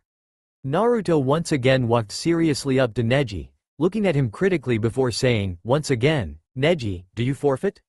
Neji didn't respond for a few seconds. When he did look up, however, Naruto saw a glint in his eye. "I already said that I would never do so," Neji forced out. With a burst of chakra, the Hyuga branch member pulled himself out of the wall, startling Naruto. With a practiced maneuver, he crouched in front of the armored boy and said, "You are within my field of divination." Even with only one functioning arm, Neji's speed was nothing to be scoffed at. He dashed quickly towards Naruto and hit him twice where he guessed the blonde's tenketsu were, shouting, 2 palms. He followed up with 4 hits, yelling, 4 palms. And so it went. 8 palms, 16 palms, 32 palms, 8 trigrams, 64 palms. At this last declaration, Neji pushed as much chakra as he could into his right hand and slammed it into Naruto's stomach. The resulting release of chakra sent Naruto flying away from Neji, making him slam into the ground twice before landing face first against the ground and not moving again. Everyone stared at the blonde in confusion. After the show he gave, he'd go down that easily? Neji wasn't as cautious, but he was exhausted. The Hyuga boy fell to his hands and knees and panted in exhaustion before looking meaningfully at Genma. Genma, noticing the look in the armored blonde's inactivity, was about to call the match when he saw something out of the corner of his eye. With an almost invisible smirk, he dropped his hand. Neji noticed this and frowned at the man. He was about to ask what the hell he was waiting for when the cold feel of steel against the nape of his neck answered the question perfectly. The fact that the armored blonde laying on the ground had just popped into smoke was merely extra credit on the question. How? Neji stuttered. Naruto said nothing for a moment. When he did respond, his voice was unreadable. "You almost had me there, Neji. I guess they don't call you a genius for nothing. But unfortunately for you, I had made several cage bunshin at the beginning of the match, and quickly switched with one before you started your assault." Neji and everyone else were amazed at this. Pulling off a seamless kawarimi with a cage bunshin needed at least medium chunin level chakra control, something most people didn't think Naruto was even close to. "Do you give up now?" Naruto once again asked. Neji remained silent for a moment before sighing and signaling with his good hand. "Go ahead, do it." This sentence stopped the blonde in his tracks. Neji wanted Naruto to kill him? What are you waiting for? Do it already, Neji said in an exasperated and tired tone. Shaking his head, Naruto moved the plasma cutter and bopped Neji over the head with it, hard. "Ouch, what the hell?" Neji exclaimed, holding his head. "You dumbass," Naruto said shortly, "you really think I was going to kill you? As much as I detest your attitude, you're still a fellow Konoha ninja, and I'm not killing any of my comrades." Neji looked up at him in shock as he continued, "Furthermore, both Hinata-chan and Hanabi-chan would be angry and disappointed with me if I killed their cousin just because he was a stubborn asshole. And finally, you really need to get the fate stick out of your ass," Naruto continued, further shocking his opponent. "Our life isn't defined by some higher power. There's no God out there that just writes out how you're going to live your life as if you were a book character. We have free will for a reason, to make the best of our lives and our decisions. And sometimes, with a bit of luck, you may end up surprising yourself." Neji looked on in wonder at the blonde in front of him, one who had been and still was opponent. Was all of that true? Could he actually make a life for himself despite the shackles that had been put on him as a Hyuga branch member? He would have more chances to think about this later, as he was now slipping into unconsciousness from the blow to the back of the neck Naruto had just given him. As Neji flopped to the ground face first, Genma lifted his right hand and declared, "Winner by knockout, Naruto Uzumaki." The shocked silence in the stands was broken as a single ninja stood and began to clap loudly for the blonde. Several other ninja followed his lead, the other genin included. Soon enough, nearly everyone in the stands was giving the blonde a standing ovation. The only ones who were not were some especially hard-headed civilians and council members. Naruto looked up and disassembled his helmet, letting everyone see the wan smile on his face. With a single wave of his hand, he picked up Neji in a fireman's carry and took him directly to the medics standing by. Once he was sure the arrogant asshole would be well taken care of, he slowly walked up the steps to the competitor's balcony, where several stunned and curious faces greeted him. Oh, and one bloodthirsty one from none other than Gaara, but we all expected this by now. The thoughts of the competitors were as follows. Sasuke. Seriously, what the hell is the Dobi wearing? That armor looks really strong. And those weapons, I wonder if he'd be willing to let me train with them. Shikamaru. Man, Naruto's become really troublesome with that new upgrade. I really hope I don't have to fight him. Shino. Gaara. Yes, mother, he has become even more worthy to become your meal. Tamari. This is the brat that we met a few days before the first part of the exam? This hunk of man meat? Geez, what a sudden change. It was only a month. Kankuro. Peeved, show off. I'll show him when the invasion starts. I'll show them all. What? Naruto questioned, breaking their connected trains of thought. Do I have something on my face? Tamari, Kankuro, and Shikamaru all sweat dropped while Gaara, Shino, and Sasuke merely kept staring at him. Shrugging, the blonde went to stand next to his teammate and leaned against the railing. Hey, Sasuke, ready for your match? Naruto questioned. You already know I am, Dobi. Sasuke responded lightly. Kakashi was a good teacher in our training, though he was also pretty brutal. Yeah, I can imagine, Naruto said wistfully, watching as Shikamaru and Tamari were called down to fight. By the way, Dobi, Sasuke began, but was quickly cut off by Naruto. You want to know about the armor and the weapons, correct? Sasuke, slightly dumbfounded, merely nodded. Don't worry, I plan to explain it to you and Sakura-chan, but not now. After the exams are over, then we can talk, since I don't want to repeat the same thing a number of times. One time will be unbelievable enough. Sasuke nodded and faced the arena just as Shikamaru captured Tamari with his Kagemane no Jutsu. He lifted his hand, forcing Tamari to do the same, and gave up. Naruto chuckled, an action unknowingly emulated by both Choji and Asuma. That's Shika. For him, laziness will always win out in the end. Sasuke nodded gruffly. The match between Shino and Kankuro was called next, but Kankuro had declared forfeit mere seconds after the call.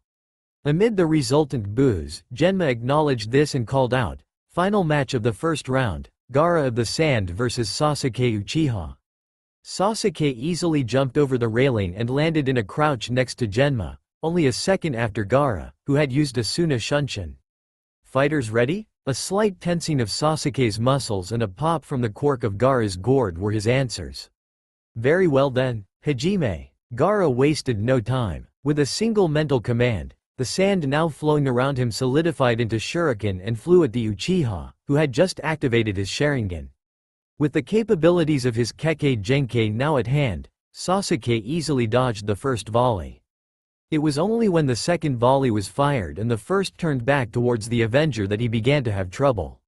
Pumping chakra all around his body, Sasuke began his first assault. Just as the shuriken were about to reach him, Sasuke suddenly shot off in a blast of displaced air. This stunned Gaara enough that he was unable to block the roundhouse kick that connected with his jaw, sending him flying. His automatic defense had reacted a second too late, and that was all that the Uchiha had needed. Not wasting any time, Sasuke shot off towards the redhead and began laying blows upon blows onto him. His movements were fast and precise. In fact, he emulated Lee's Goken style, Naruto commented lightly, a small smile appearing on his face. After several blows and combos, Sasuke shot an axe kick toward Gaara's midsection that connected and sent the redhead crashing to the ground. The Uchiha landed a few meters away, his breathing slightly labored. When he checked into the crater for his opponent, however, he was thrown for a loop at the sight of the pile of sand at the epicenter.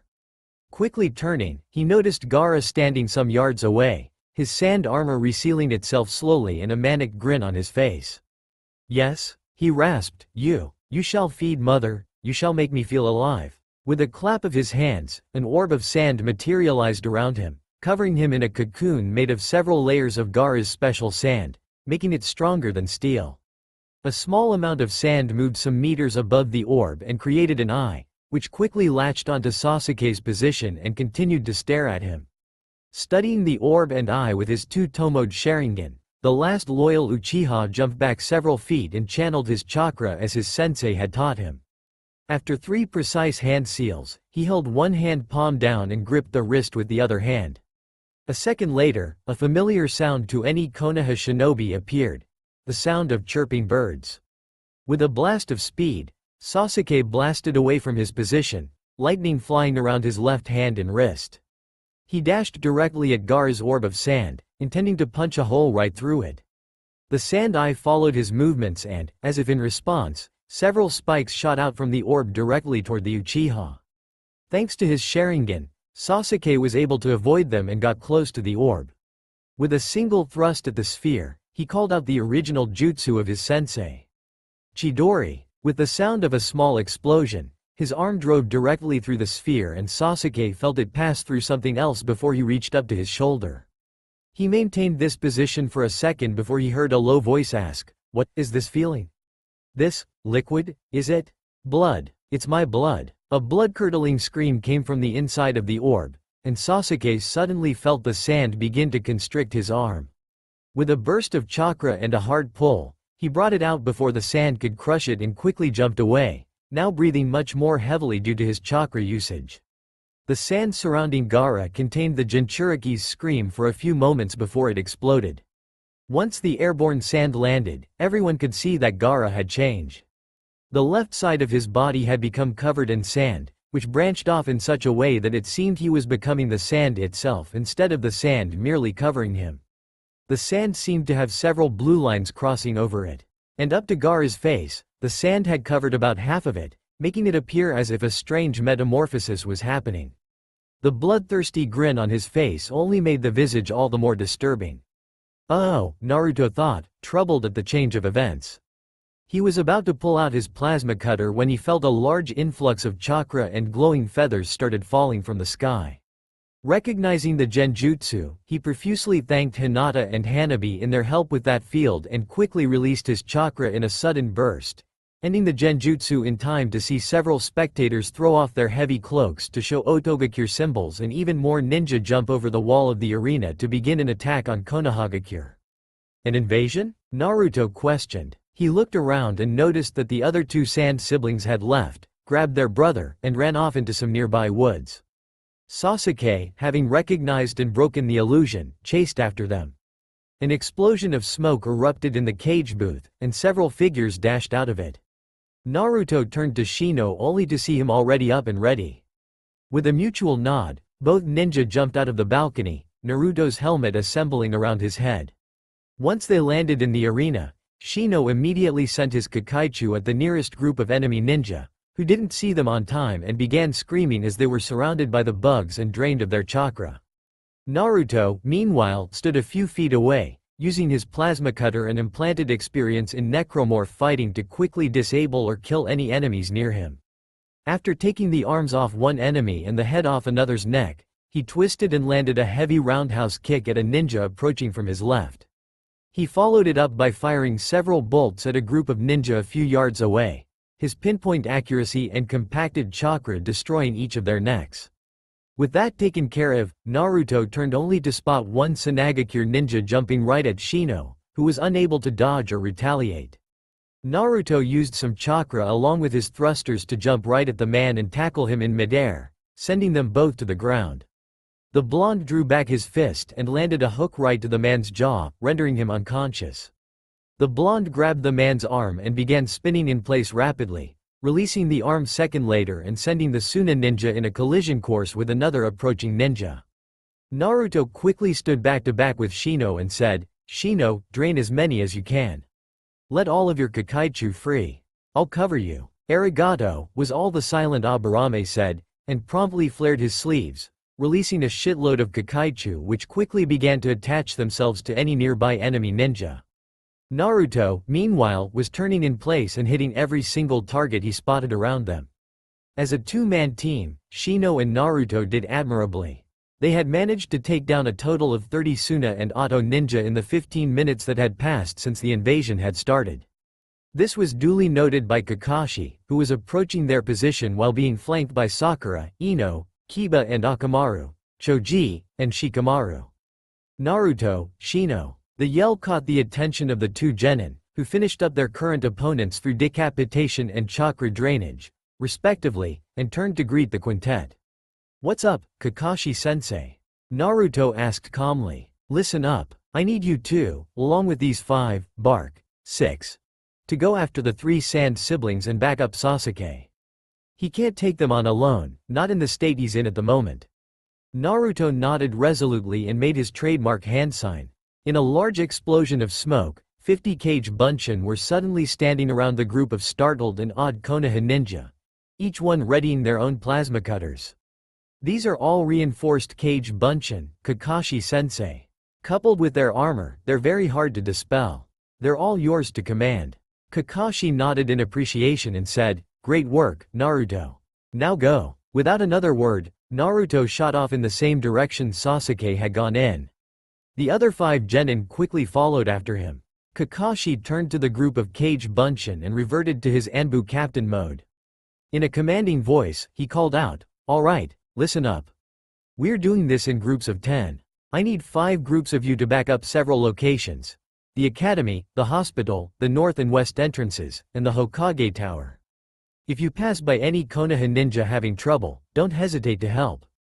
Once your intended positions are secure, move on to the village itself." "Move out." "Yes, sir," the Naruto Kage Bunshin called out, quickly separating into the intended groups and running out to do their missions. Kakashi lifted his Hite 8, revealing his Sharingan, and pulled out a kunai, launching himself at the nearest enemy. As Naruto, Sakura, Kiba, Akamaru, Shino, Shikamaru, Choji, and Ino jumped from tree to tree in Sasuke's direction, the blonde slowed down in order to be next to Sakura and asked, "Sakura-chan?" "Yes?" Sakura said, turning her head to regard her teammate. "Did Kakashi-sensei explain the parameters of this mission?" Sakura nodded. Kakashi-sensei said that since Sasuke-kun already used the Chidori once, his chakra levels would be cut by half. He can only make one more before he has to rest for a long time. He also said that Gaara was especially dangerous and to be very careful of him and his sand. Naruto nodded and filed the info away. The part about Gaara he already knew, but not the part about the Chidori. "Stay alive, Teme," said. Teme was currently kneeling on a tree branch and panting in exhaustion. He had tried his best against Gaara, but no matter what attacks he threw, the redhead survived like they were nothing. He had already reached his limit with the Chidori, and with Gaara advancing menacingly toward him, it seemed this was it for him. A burning sensation appeared at his neck, making him wince in pain, and a slithery voice whispered in his head, saying promises of power if he only subjected to it. "No," Sasuke said out loud, "I will not let you control me." Gaara, thinking that the Uchiha was talking to him, grinned even wider and launched himself with a yell towards Sasuke, who braced himself. However, neither them nor Temari and Kankuro, who were watching from a distance, expected the blast of compressed chakra that suddenly flew in and slammed against Gaara, blasting him away from Sasuke and into a couple of trees, which toppled on top of him. "What?" was the thought of Temari and Kankuro. "That can't have been the Dobi. His attack isn't like that. Then who?" Sasuke's unspoken question was answered when 2 figures landed on each side of him, startling him. The one to his right had on armor that was identical to Naruto's, only with a different color scheme. Whoever it was also wielding a large gray and yellow weapon in her right hand. Yes, her, since the round bumps on the figure's chest could only belong to a female. The one to his left had a suit on that had smoother armor and a more rounded helmet, both of which had a gray, checkerboard color palette. This figure also had, only they were less noticeable, so definitely female. She was wielding a long weapon in her hands which had 3 cylinders in the front and a blue color scheme. "Sasuke-san," the girl to his right spoke up, "are you severely hurt?" The voice sounded familiar to him, but he couldn't remember why. He preceded the question and shook his head. "No, just some chakra exhaustion." "Well, you better patch him up, One-ichan. I can hold off this psycho for now," the second figure responded, her voice sounding only slightly younger than the other armored girls. "Who the heck are you?" Sasuke questioned as the right figure knelt to his side and pulled out a pill from a pocket of her suit. After giving him the pill to swallow, the girl pressed a button on her wrist, which disassembled her helmet. The face that greeted him was not the one he expected. "Hinata? Yes, it's me, Sasuke-san," the brunette responded, "and my companion is my Hinata Hanabi." The other armored girl merely nodded in his direction, not taking her eyes away from the spot where Gaara had flown to. Sasuke was just starting to get up, his chakra returning slowly, when Naruto, Sakura, Kiba, Akamaru, Shino, and Team 10 burst from the foliage behind him, all prepared to do battle. Spotting them, Naruto quickly walked up to Sasuke and promptly whacked him on the back of his head. "Ow, the hell, Dobi?" Sasuke exclaimed. "That's for chasing after an enemy that you had little intel on, dumbass," Naruto responded. He turned to the 2 armored girls and said, "Hanabi-chan, Hinata-chan, glad you made it in time." "Yeah, no thanks to you," Hanabi snorted. "The hell were you thinking, just leaving us behind like that?" Naruto rubbed the back of his helmet sheepishly. "Well, I lost track of time. If I hadn't hurried, I'd have been disqualified." Hinata moved next to him and patted his shoulder, saying, "Well, now you know better, Naruto-kun. How was the match with Neji-Nisan? I assume you wiped the floor with him." To those who knew Hinata, mainly Kiba, Shino, and the girls, this brunette in front of them was making their jaws drop with her stance and form of talking. Naruto was about to answer, but a massive dose of killing intent blasted out from Gaara's crater, followed up by the trees that were covering him being flung away by pillars of sand. The blonde took the reins of the battle and called out, "Everyone, inventory report." "I've got some ointment for burns," Sakura said. "I still have a few smoke bombs and 1 strong explosive tag. I also have several kunai and about a foot of wire," Sasuke followed up. "I've got some kunai and shuriken on me, plus 1 smoke bomb," Kiba called out. 3 kunai, 10 shuriken, Shino said in his usual monotone. "Troublesome. I've only got 2 kunai and some wire left. One guess as to who that was." "I've got 2 kunai and 2 shuriken, plus my pills," Choji continued. "I've got nothing," Ino said sheepishly. "Hinata-chan, Hanabi-chan?" Naruto prompted. 1 large, 2 medium, and 1 small med pack. Several packs of ammo for the pulse rifle. 5 kunai and 7 shuriken. And my plasma cutter, pulse rifle, and seeker rifle. Practically full on chakra too, Hanabi said. "I have 2 large med packs, 3 medium ones, and 5 small ones. My plasma cutter, a javelin gun, force gun, and a line gun. About 3 packs of javelins, 2 soldier pills, and some kunai. My chakra is just about full as well," Hinata followed up. Making several calculations in his head while watching the approaching Gaara, Naruto yelled, "Spread out!" and jumped, followed by everyone moving away not a moment before Gaara slammed the tree they were standing on with a lance of sand. Landing on another tree branch, Naruto called out, "Hanabi-chan, Kiba, Shino, and Shikamaru, to me." The 4 of them approached his position, and he launched the first phase of his plan, "Listen up. We need to get Temari and Kankuro out of the way. I don't know if they plan to also fight, but I'd rather not give them the chance. Kiba, Shino, you guys go after Kankuro. You shouldn't have too much problem. Hanabi-chan, Shikamaru, you 2 go after Temari. You're already familiar with her fighting style, Shika, so you can help get this done quick." "Since when are you giving the orders?" Kiba asked incredulously. The tree they were standing on rocked side to side as a wave of sand crashed against it, forcing them to relocate. Pushing down his annoyance, he yelled out, "Since no one else has a fucking plan. Look, I'll explain as I go. The four of them nodded and split off to find their respective targets. Meanwhile, Naruto turned to the rest of his comrades and said, "Alright, Sakura, Ino, I need you two on standby right now. I don't know what injuries will come out of this fight, so keep yourselves ready to help any of us. Sasuke, Hinata-chan, Choji, we're moving out against Gaara." Everyone nodded. Together, the four genin jumped toward their madly cackling opponent. With Kiba and Shino. Using his nose and ears, Kiba quickly located Kankuro by the smell of oil and wood. Without a word, the three members of Team 8 landed right in front of the makeup-wearing boy, startling him. "The hell?" Kankuro questioned. "You, puppet boy," Kiba called out, pointing at Kankuro, "are gonna be taken down." Kankuro sneered and brought out Karasu in one swift movement, the puppet's many limbs moving back and forth as the owner said, "As if you could, you stupid little boy." This remark incensed Kiba, but a hand on his shoulder from Shino stopped him. "Calm yourself, Kiba. He is trying to anger you. Keep a cool head." Kiba nodded and took a deep breath. With a determined look, he tossed Akamaru a pill, which the puppy caught between its teeth and chomped down on, and made a hand sign. "Jujin Bunshin, Shikyaku no Jutsu. Let's do this, Shino." "Hi," was all Shino said, releasing his Kakaichu as his teammate and his teammate's clone prepared to battle. With Hanabi and Shikamaru, Tamari was severely startled when an armored girl and the lazy bum Shikamaru landed right in front of her. "Well, let's get this over with," Shikamaru drawled. "Come on, Shikamaru, be serious for once. You know what's at stake," the girl said.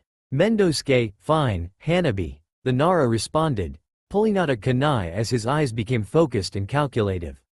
"So, you two think you can stop me?"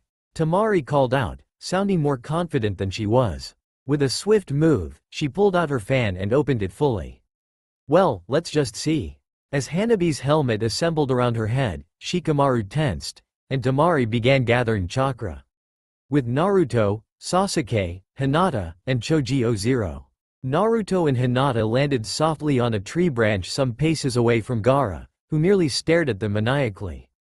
Sasuke and Choji landed not too far behind. "Alright, I have a plan. Sasuke, we're gonna need 2 of those smoke bombs.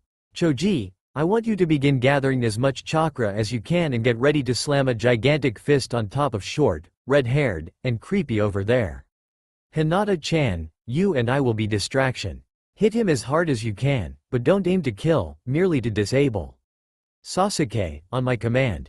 The last loyal Uchiha stared at his blonde teammate with wonder, but followed the order and jumped to a higher branch to keep a lookout. Choji was already working on the chakra, molding it in the perfect way for a large fist. Hinata merely nodded and reassembled her helmet, readying her force gun. Naruto readied his plasma cutter and jumped right for the bloodthirsty Jinchuriki, followed closely by Hinata. Naruto and Hinata dashed forward, directly at Gaara, who ran straight at them as well. When they were about 3 feet from him, Gaara thrust his sandarm forward, making it elongate and become larger in order to either slam into or grab his opponents. Naruto and Hinata were having none of that, and quickly used their thrusters to sidestep the sandarm.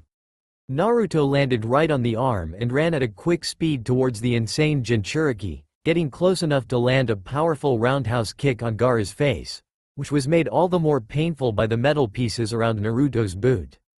Gaara was subsequently sent flying into a tree, although it didn't break. It did break, however, when Hinata appeared in front of the insane Jinchuriki and shot a compressed force blast into his chest, sending the redhead through that tree and 2 more behind it. Naruto landed right next to her and said, "This feels a lot easier than it should be." As if to answer him, a medium-sized sand fist shot forward and hit him on the stomach, making him double over with a gasp. Hinata shook her head and said, "You just had to say that, didn't you, Naruto-kun?" Naruto chuckled and stood back up. "Well, you know me, Hinata-chan. Life just loves to fuck with me." Both ninja jumped apart as several lances of sand shot toward them, followed by Gaara, who was yelling incoherently. "Hinata, let's draw him into the clearing over there," Naruto yelled out, waving to a clearing a few feet away. Hinata nodded and shot a force blast right at Gaara's feet, making dust fly all around. She jumped away a moment before she was skewered by a sand spear, landing directly in the middle of the clearing Naruto had signaled to. The whisker-faced blonde took the opportunity to take out his third weapon, the pulse rifle sealed onto a part of his left leg. With a puff of smoke, the blue, triple-barreled weapon was in his hands, and without preamble, he aimed it at Gaara and let loose a hail of bullets that Gaara couldn't dodge in time. The redhead screamed, half in frustration and half in pain, as several bolts of both metal and chakra landed on his skin and sand, the small metal bolts digging deep inside his body. Naruto cut the hail of bullets before he hurt Gaara severely, allowing him to gather his strength before the redhead jumped at them again. He jumped into the clearing Hinata was in, waiting for the inevitable response. Gaara predictably jumped directly at them, at which point Naruto yelled, "Sasuke, smoke bombs, now!" just as he and Hinata jumped to either side of the clearing. Sasuke threw the smoke bombs down from the tree he was hiding in, his Sharingan allowing him to have perfect accuracy. The bombs detonated as soon as Gaara's feet touched the ground, filling the air with black smoke that was impossible to see through unless you had a dojutsu. Naruto opened a RIG link channel with Hinata's suit and said, "Hinata, I'm going to hit him with stasis. Activate your Byakugan, and if I miss or he dodges, you hit him with it." "Copy that, Naruto-kun," Hinata responded, doing the necessary signs to activate her dojutsu. As Gaara turned in confusion and anger inside the smoke cloud, looking for his unwilling victims, he sensed something flying at him from his left. He quickly jumped, dodging the blue bolt of energy that flew underneath, but was unprepared when another energy bolt flew in from his right with pinpoint accuracy and hit his uncovered side. He was even more perplexed when he felt as if he had been dunked in a pool of ice-cold water, and his movements were substantially slowed. "Choji, now! Slam him down!" Naruto yelled. "Buben Baika no Jutsu!" Choji called out, having jumped from a nearby tree to end up directly above the slowed-down form of Gaara. The chubby boy released the hand seal and punched down toward the redhead, his entire arm increasing in size exponentially. Gaara was certainly surprised when he was suddenly slammed face first into the ground by a fist twice his size, and his slowed-down yell of pain showed it. "Alright, Sasuke, finish it. One Chidori to the left part of his sternum should do it." Naruto yelled at his teammate. "Right," Sasuke called out to him, doing the necessary hand seals. His hand was quickly encased by lightning, and he jumped down immediately toward the face-down Gaara, carefully but also powerfully slamming his Chidori onto the less sand-covered part of Gaara's sternum. Gaara gave a loud cry of pain before going limp and remaining still, his sand slowly falling from his body. Naruto walked up to his teammate as the Uchiha took his hand out of Gaara's stomach and flicked it, sending some blood flying. Hinata and Choji quickly joined them. "Alright, Hinata, patch up the hole and let's bring him back to Konoha. I think we really need to talk to the old man about this one," Naruto said. "Why not just kill him?" Sasuke asked bluntly. "Because the battle is over, Sasuke," Naruto said in a hard tone. "There's no need to kill him. You say that as if you could." The four Konoha genin jumped back in reflex as Gaara yelled out and was surrounded by increasingly large piles of sand. Only Hinata and Sasuke noticed that Gaara's eyes weren't his usual teal color but had become black and yellow, with a four-pointed star in the middle. A small sandstorm started up, making everyone cover their eyes. The sand kicked up when something large slammed onto the ground, and when the genin uncovered their eyes, they were massively startled at the sight of the giant tanuki that was now taking up the clearing they had been standing in and most of the trees around it. "Oh," Hinata and Choji began. "Shit," Naruto and Sasuke finished. Meanwhile, with Kiba and Shino, Gatsuga, two twin tornadoes of fangs and claws flew toward Kankuro, who deftly used one of his puppet's blades to deflect them. As much as they tried, the two Inuzuka just couldn't hit the puppet user, as he kept deflecting their attacks with his puppets. Shino was having a similarly bad time, as one of Kankuro's puppets had a flamethrower and would incinerate any bugs that the makeup-wearing boy saw. "Ha, just give up, will you? You can't beat me," Kankuro crowed. Both tornadoes turned back and stopped spinning, revealing two Kibas. They landed on either side of Shino, who casually adjusted his glasses. "Damn, how the hell do we get past this guy's defense? I don't know where he got those blades, but they can resist my Gatsuga like it's nothing." The Kiba to his left spoke. "What we need to do is find a way to attach my Kakaichu to him." "Why? Without chakra, He cannot attach chakra strings to his puppets, therefore rendering him more vulnerable. Kiba nodded, looking at the puppet user, who was also studying them. I have an idea. Your bugs don't drain people's chakra unless you tell them to, right? Kiba asked. Correct, Shino responded. Then here's what we'll do, Kiba said, whispering into Shino's ear. Shino had to admit it was a sound plan. Let us do it, Shino said, stealthily releasing a number of Kakaichu. So you're coming at me again? Kankuro sneered, moving his puppet back in front of him. Let's see you try. The two Kibas wasted no time. They dashed forward and jumped, twisting into tornadoes with a cry of Gatsuga. The first volley was deflected, as expected, and Kankuro was about to yell out a condescending remark when he became aware that the two tornadoes weren't attempting to hit him. Instead, the tornadoes were at each other's tail, chasing themselves in a circular pattern around him. Whatever you're trying to do, it won't work. Kankuro yelled, thrusting Crow to one part of the spinning circle, intending to break through it. To his shock, the puppet was thrown back as soon as he touched one of the spinning tornadoes, nearly clipping Kankuro's side as it flew back. What the hell is going on?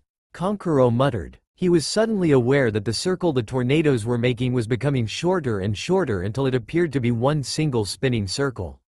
Now, Shino. At the sound of Kiba's voice, a large wave of Kakaichu flew out of the circle of fangs and claws, twisting in sync with the two Kibas and creating a cyclone of Kakaichu. Kankuro was unable to escape the large amount and soon found himself unable to hold on to the puppets through his chakra strings. The hooded Sanagakure ninja fell to his knees as the cyclone dispersed to reveal Shino, Kiba, and Akamaru standing side to side a few feet from him.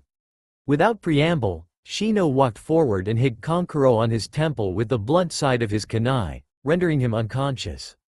Let's go see how the others are doing, Nay? Kiba asked, with Akamaru barking happily in response. Just as the two ninja had finished tying up Kankuro, however, a massive sandstorm kicked up and rendered them slightly blind for a short time. Along with it came the feel of a large chakra quantity, one that felt strange, insane even. Shit, what's happening over there? Kiba asked, momentarily forgetting Kankuro. Shino said nothing, but he was equally worried. With a mutual nod and a bark, the two genin and one ninkin jumped into the trees toward their friends, with Kankuro hanging over Kiba's left shoulder. With Shikamaru and Hanabi, several blades of wind flew toward the Konoha duo, who jumped away just in time. They continued jumping as Tamari shot several more in their direction. Damn it, any ideas, Shikamaru? Hanabi yelled, firing several plasma shots at Tamari, who barely dodged them by emulating their strategy and simply jumping away. Before I tell you, mind telling me what your pulse rifle and seeker rifle do?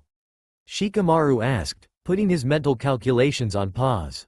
The pulse rifle is a weapon that fires compressed pieces of metal at a fast speed, allowing it to punch through skin and muscle without problems. However, the bolts it fires are small, so it wouldn't do too much damage. It also has a secondary firing mode that can shoot an explosive. The seeker is practically the polar opposite.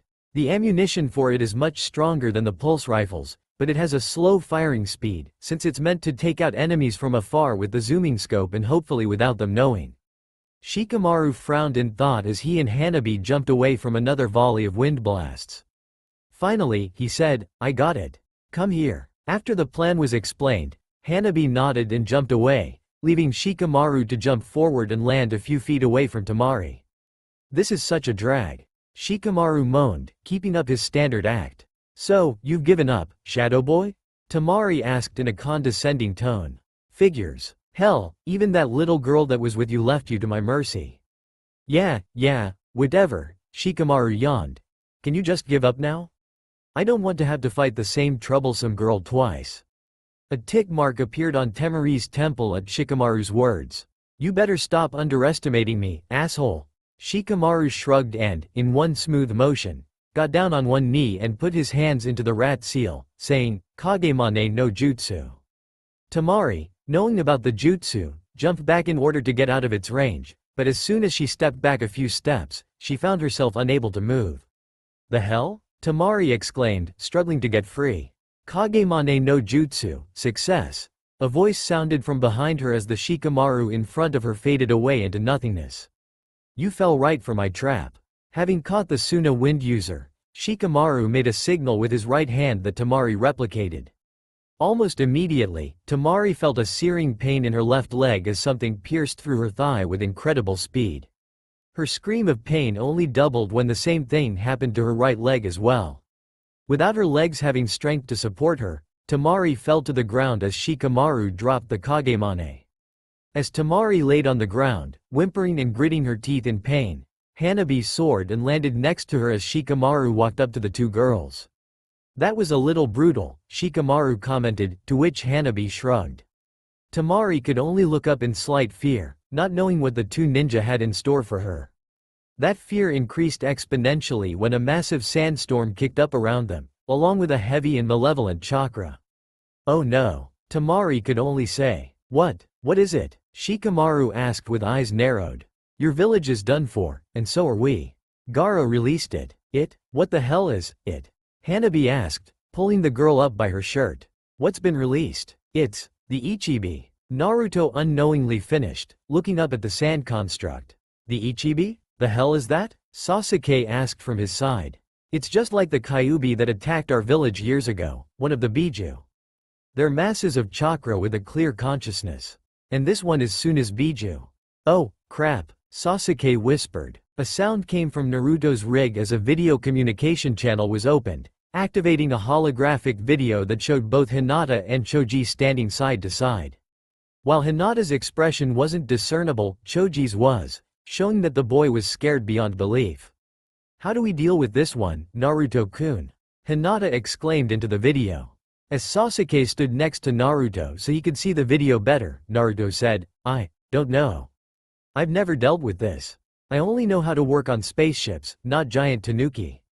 The sand construct suddenly thrashed, sending several waves of sand that made the kids have to jump to a new location. Mid-jump, Naruto channeled some chakra to his eyes in order to study the construct better, and noticed something that gave him pause. "Hey, check it out," Naruto called out to Sasuke, who came closer. On the same floating screen that had displayed the video of Hinata earlier was a picture of the sand tanuki that Naruto had quickly taken mid-flight. The picture zoomed in exponentially, showing that on the construct's head was Gaara, sticking out of it like a zit. As Naruto sent the picture to Hinata, Sasuke used his Sharingan to study the construct and noticed that Gaara never really moved from there. He was literally up to the waist in sand, and was directing it to attack the nearby woods. "You noticed it too, didn't you?" Naruto asked rhetorically. "Yeah," Sasuke nodded. "He seems to be controlling the sand still, which means that's not really the Ichibi. It's just a manifestation of it, made by Gaara's sand. So, to wrest control from him, we need to take him out of that sand construct." Both boys finished. Naruto relayed the idea to Hinata and Choji, who nodded resolutely. However, before they could decide fully on a plan of action, Gaara suddenly yelled, "If you will not come out, then fine. I shall let mother find you. And she will kill you." With that declaration, Gaara held his hands in one seal and muttered, "Feigned sleep jutsu," before falling asleep. Almost immediately, the tanuki's eyes gained the shape of a four-pointed star and the construct became more defined. With a gleeful laugh and a cry of, "I'm free," the Ichibi began sending several waves of sand in all directions, leveling many of the trees around and making the kids have to jump away once again, with Naruto using his thrusters to fly himself and Sasuke out of danger. "Okay," Naruto muttered, "that is the Ichibi. Yo, you guys need help?" Naruto turned himself and Sasuke around in midair to see none other than the four other members of their party appear from the trees. With the exception of Kiba, whose jacket was cut here and there, the four ninja were in tip-top shape. Behind the group, tied up to a tree, were Kankuro and Tamari, the former being completely unconscious and the latter looking up at the sand construct in fear while temporarily ignoring the bleeding holes in her thighs. "Glad you guys could make it," Naruto called out. At that time, Hinata and Choji appeared from the right and landed next to the four, bringing their group to completion. With the exception of Sakura and Ino, who were merely hanging back and staring at the Biju. "Anyone have any injuries?" Several shakes of heads was his answer. "Good. That means we can get going. Now, our main objective is to take out that big sand construct that you see in front of you. However, not by destroying it. Instead, we need to reach the Tanuki's forehead, where, Here he showed them the zoomed-in picture of where Gaara was situated. This guy is sleeping like a damn lazy bastard we all know and love. A few chuckles went around as Shikamaru muttered his trademark one-worded response to everything. Anyways, in that sense, at least one of us has to get in close to wake Gaara up, as the guy is a Jinchuriki, otherwise known as a demon container.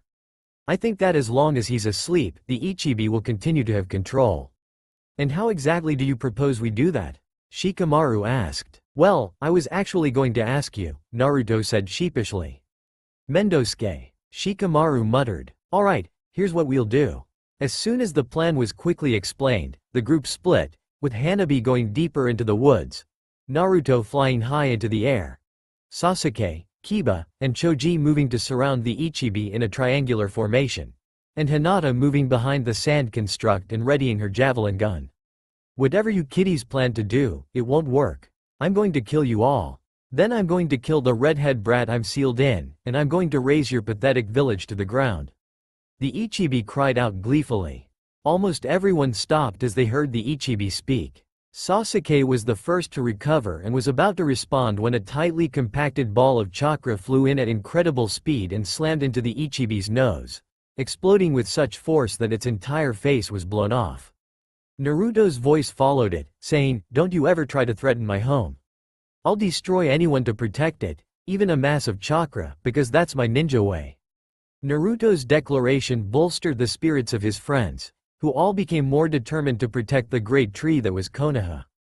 With renewed vigor, Shikamaru called out, "Kagemane no Jutsu," using the shadows of the trees around him to bolster the power of the jutsu. His shadow flew forward and latched onto the shadow of the giant tanuki, nearly making Shikamaru release the jutsu in shock at the amount of effort it took to hold it back. "Guys, now, Gatsuga, Kaden, Ryuka no Jutsu, Buben Baika no Jutsu." As Kiba and Akamaru became twin tornadoes and aimed for the Ichibi's frontal legs, Sasuke threw a chakra-enhanced kunai at the middle of the back legs of the tanuki, one that had both an explosive tag and a long wire attached to it. When he activated his jutsu, a long and powerful line of flame flew from his mouth, down the wire, and to the explosive tag, which exploded quite powerfully. The result was that both the front and back legs of the tanuki were blown off, leaving it suspended in midair for a brief moment.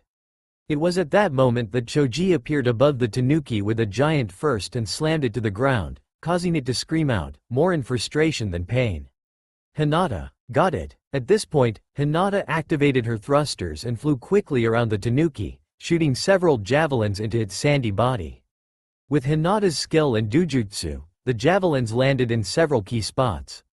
Landing at exactly the same place she had been before the fly around, she pushed the button that activated the secondary function of the javelin gun. This time, the Ichibi cried out in actual pain as each of the javelins were electrified, sending a shitload of volts through its body. The electrocution lasted several seconds, and when each javelin was done with its payload, it exploded, further eroding the body of the tanuki. "Naruto, you're up. Hi, I won't let you seal me away again." Naruto flew down from the sky like an avenging angel. At the same time, the Ichibi shot out several waves of sand, all aimed towards the blonde. Thanks to his reflexes, suit, and thrusters, Naruto was able to skillfully fly around the waves and get close enough to Gaara to fly right next to him, punching him hard enough that he popped out of the sand construct with an almost comical pop. The punch had nearly dislocated the redhead's jaw due to the speed and power behind it, and the pain and shock were enough to jolt the redhead back into consciousness, thus sending the unwilling tanuki back into its seal. No, I was so close. So close. Hanabi, disable him. Before Gaara could fully regain his senses, he cried out in pain as something pierced through his left thigh, followed by his right one, then his left and right arms. The shots had pierced the muscle near the nerve of each limb, close enough to disable them but not to damage the nerve too badly. Unable to move, Gaara was about to slam headfirst into the ground, but was caught mid-flight by Naruto, who grabbed him by his white sash and set him down gently with his back to a tree. With the situation being contained, Kiba, Shikamaru, and Choji relaxed and sat down leaning against nearby trees, each of them tired from using their clan jutsu so often and with so much effort. Sasuke deactivated his Sharingan and let out a sigh while Naruto and Hinata retracted their helmets. Hanabi had gone to get the other two prisoners and had put them on either side of Gaara before retracting her helmet as well and smoothing out her hair. Sakura and Ino had come out of the woods but a moment later, immediately fussing over the fighters. "How?" Gaara rasped out, looking at the still-standing shinobi with confusion. "How could you defeat me? My hatred was strong. I lived for no one but myself, so how?" Naruto was the one who answered. "Because we worked together. Because we had a large goal in mind. And because we were protecting that which was precious to us. Not just our friends, but our family and village as well. That is why I fight. That's why we fight. To protect our loved ones." Sasuke looked away at this, gritting his teeth at the reminder of what he lost. "For your loved ones?" Gaara questioned, mostly to himself. "You want to know something, Gaara?" Naruto asked suddenly, deciding to go ahead with his idea. At Gaara's nod, he continued. I'm just like you, in a sense." This startled everyone in the clearing, especially the Konoha shinobi. "What are you talking about?" Gaara was the one who asked the question everyone had in their minds. "I'm also a Jinchuriki," Naruto said, shocking everyone in the clearing. "As I'm sure you know, Gaara, Biju can't be killed. So the Yondaime Hokage never actually killed the Kyuubi that attacked Konoha 13 years ago. Instead, he sealed it into a recently born baby, me." To prove his point, Naruto focused his chakra into the seal on his stomach and pulled some Biju chakra from it, enough to change his facial structure. His whisker marks became larger and darker, his eyes became red with a slit for a pupil, and a small amount of red chakra floated out of his body, startling the other people in the clearing. "Hey," Shikamaru chuckled, drawing their attention to him.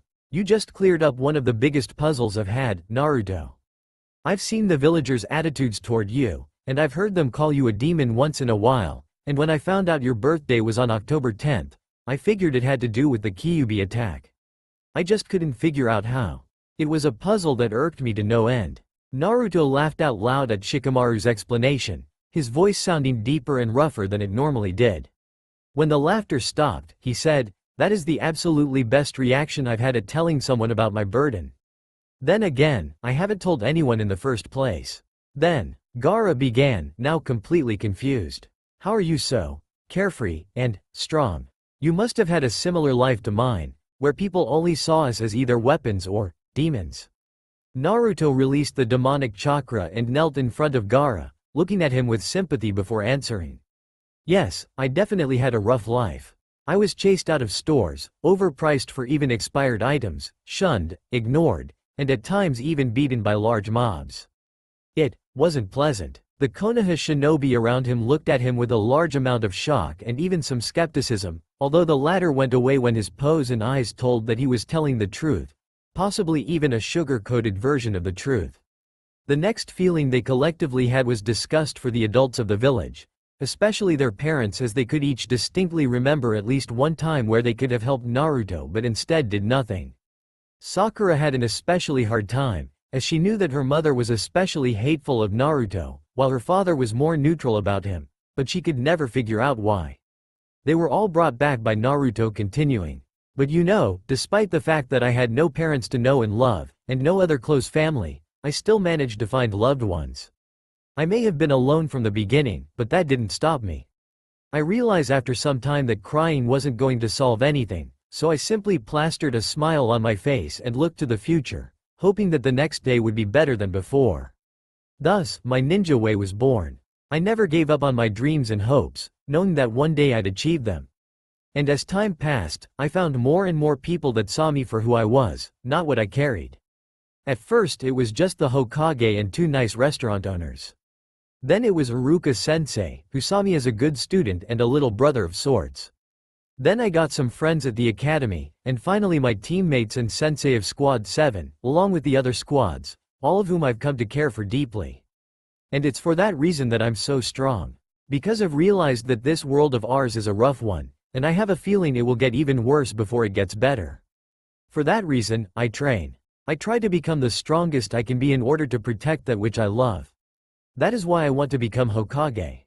At first I wanted to become the leader of the village for recognition, but then I realized that, like the Yondaime, Recognition simply didn't come from being the strongest. No, what I wanted to truly do was protect everyone until my dying breath, just like him. And so I took that to heart, doing the best I could with the tools I was given. And that's why I'm so strong. Because I had to be in order to protect everything that I know and love from those that, like the Ichibi, only want to destroy them. Silence reigned as everyone processed the information Naruto had relayed. It was broken moments later by Gaara releasing a low, raspy sigh, one that spoke of sadness but also of wistful thoughts. I wish I could be like that. Gaara whispered in an almost inaudible tone. Who says you can't? Naruto asked, making Gaara snap his head up in surprise. You don't need to be a newly born kid to have a second chance. Instead, you should see your life up to now as the trials that you need to move on in life, quite possibly forging a new path for yourself. And you won't have to be alone. If no one else, you'll always have me, Gaara. Gaara's eyes widened almost comically at this. We Jinchuriki need to stick together, and I'll be damned if one of the few people that can relate to what I've been through will be alone. Not on my watch. Gaara remained silent, looking down to the ground.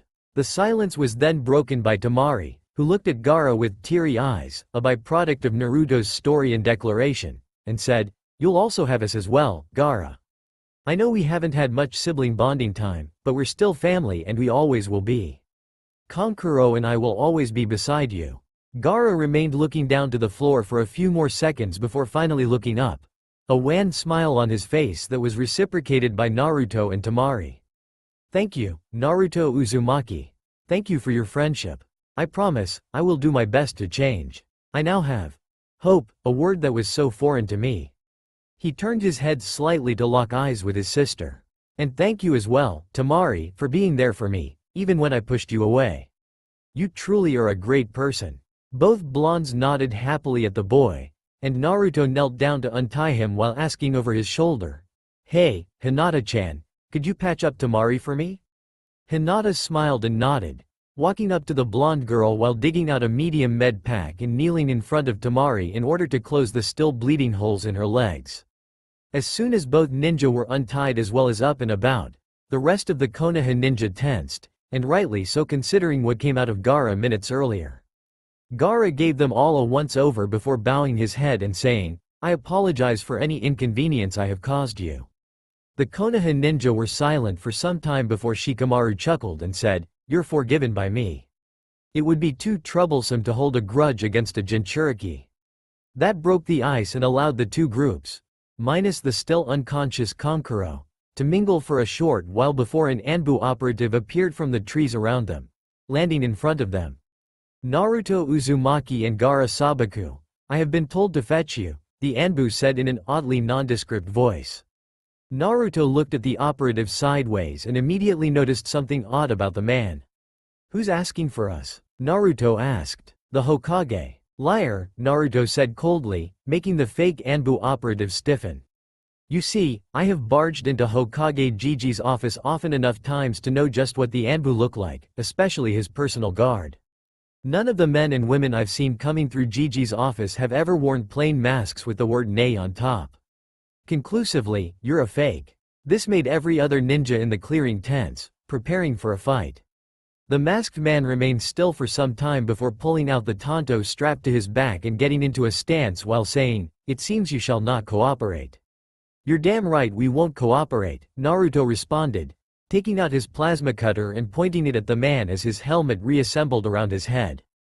Hanabi and Hinata followed suit, lifting their own guns. Shikamaru, Choji, and Kiba, who had each taken one soldier pill from Hinata, stood up and prepared to fight, as did Sasuke. Gaara uncrossed his arms, while Temari took out her fan and opened it to the first moon. You're at a severe disadvantage here, Naruto commented, still pointing his plasma cutter. The man didn't respond. Instead, his muscles tensed a bit more before he suddenly disappeared from the genin's view. Naruto had hardly blinked once in surprise before a foot slammed into his chest, making him cough in surprise and be sent flying back into a tree. Kiba, ever the rash one, ran forward with Akamaru in tow, intending to pay the bastard back. However, he was unable to land any blows on the man as he had disappeared from his sight and, the next moment, the Inuzuka screamed in pain as his calf muscles were cut by the man's tanto, making him fall to the floor in a heap and watch helplessly as Akamaru tried to bite the man but was sent flying into the trees by a rough punch. "That speed is incredible," Sasuke commented lowly, watching the fight with his Sharingan. He could hardly track the man. When he had first attacked Naruto, all Sasuke had seen was a blur headed towards the armored blonde. The same thing happened when he had attacked Kiba and Akamaru. It was only when Choji tried to attack the masked man, and was knocked out with a hit from the hilt of the Tanto for his troubles, followed by Shikamaru, who attempted to capture him with his Kagemane but was unable to dodge the two kunai the man had thrown before dodging the shadow, which pierced his shoulders, rendering his arms useless. That Sasuke gathered his courage and chakra and jumped towards the man, drawing two kunai on the way. The masked man and the Uchiha started trading blows, Sasuke just barely keeping up with the man's sword strikes thanks to his bloodline. However, the constant use of chakra to his extremities to keep up with him soon got to Sasuke, making him more sluggish. A few strikes later, they had reached an impasse, Sasuke crossing his kunai in an X formation to hold back the man's Tanto. "Sasuke Uchiha, desist in your attempts. I have been told not to harm you, as that would be detrimental to Konoha. My targets are the two Jinchuriki," the man said. Sasuke growled at the man, not intending to give way in the slightest. He pumped his muscles and pushed the man back as hard as he could, breaking their contract point before throwing the two kunai in the air and going through hand seals before shouting out, "Kaden! Gokakyu no Jutsu!" A medium-sized fireball flew from Sasuke's mouth and towards the stranger, who didn't move. The fireball exploded as it consumed the man's form, throwing debris here and there. Sasuke caught the two kunai as they fell and got back into his fighting stance, knowing that the fireball hadn't been enough to kill the man. However, he was not expecting the man to appear behind him and slap a sealing tag on his neck. Sasuke's energy immediately left his body, making him stumble forward before falling face first into the ground, completely unconscious. A few feet away, Naruto had just gotten up from where he had fallen and was shaking his head to clear it. He looked up in order to figure out what had happened, and stopped dead in his tracks at the sight of the unconscious forms of Akamaru, Sasuke, and Choji, along with the kneeling forms of Shikamaru, who had two kunai embedded into his shoulders, and Kiba, whose legs were bleeding profusely as he tried to drag himself over to Akamaru. Sasuke, Kiba, Akamaru, Choji, Shikamaru. Hinata was currently attempting to shoot the man with her plasma cutter, but he kept dodging her attacks. After several shots, the man disappeared and reappeared behind Hinata, grabbing her and holding her in a chokehold until she was unconscious. Her health bar had dropped to yellow and was bordering on red. "Hinata-chan." Sakura and Ino attempted to jump away in order to head to the village and warn somebody, as they knew they were no good in this fight. It was for naught, as the man dashed in front of them and sent them both flying back into the clearing with two powerful punches, knocking them out almost instantly. Sakura hit a tree and fell face first onto the ground while Ino skidded several feet before coming to rest directly at Naruto's feet. "Sakura-chan, Ino-chan." The masked man began to walk up to Naruto, but was suddenly replaced with a log that had been punched through by a seeker shell. Hanabi, being several trees away, cursed and reloaded while using her Byakugan to look for the man, but was too slow to dodge the kick that he threw from behind her, which sent her on a collision course toward Naruto, who easily caught her. "Hanabi-chan, damn, that guy hits hard," the younger Hyuga said, coughing a bit. "Hanabi-chan, heal yourself up. I need you to get everyone back in good condition. Understand?" Hanabi nodded and pulled out a small health pack. Naruto looked back at Gaara and asked, "Would you like to help me with this one?" Gaara nodded and flexed his hands, sending streams of sand towards the man, who dodged them easily. The redhead frowned and used more chakra, making the sand faster. However, it still couldn't grab hold of the masked man, making Gaara growl in frustration. Naruto gathered his chakra and made a cross-hand seal, calling out, "Kage Bunshin no Jutsu." In a large explosion of smoke, several copies of Naruto were now standing around him. They yelled as they ran towards the man, pulling out plasma cutters and kunai. The man was unfazed and simply ran towards them, going directly into their ranks. Several clones were dispatched almost immediately, while others held up against him for some time before also being killed. The clones with plasma cutters attempted to fire at the man from several directions, but he simply used a Kawarimi to escape and kept on killing the clones. "Damn it," Naruto said, gritting his teeth. Temari ran forward and shot a large wave of wind towards the man, catching him and two clones off guard and sending them deeper into the woods. He reappeared a moment later, his armor slightly scratched but otherwise unharmed.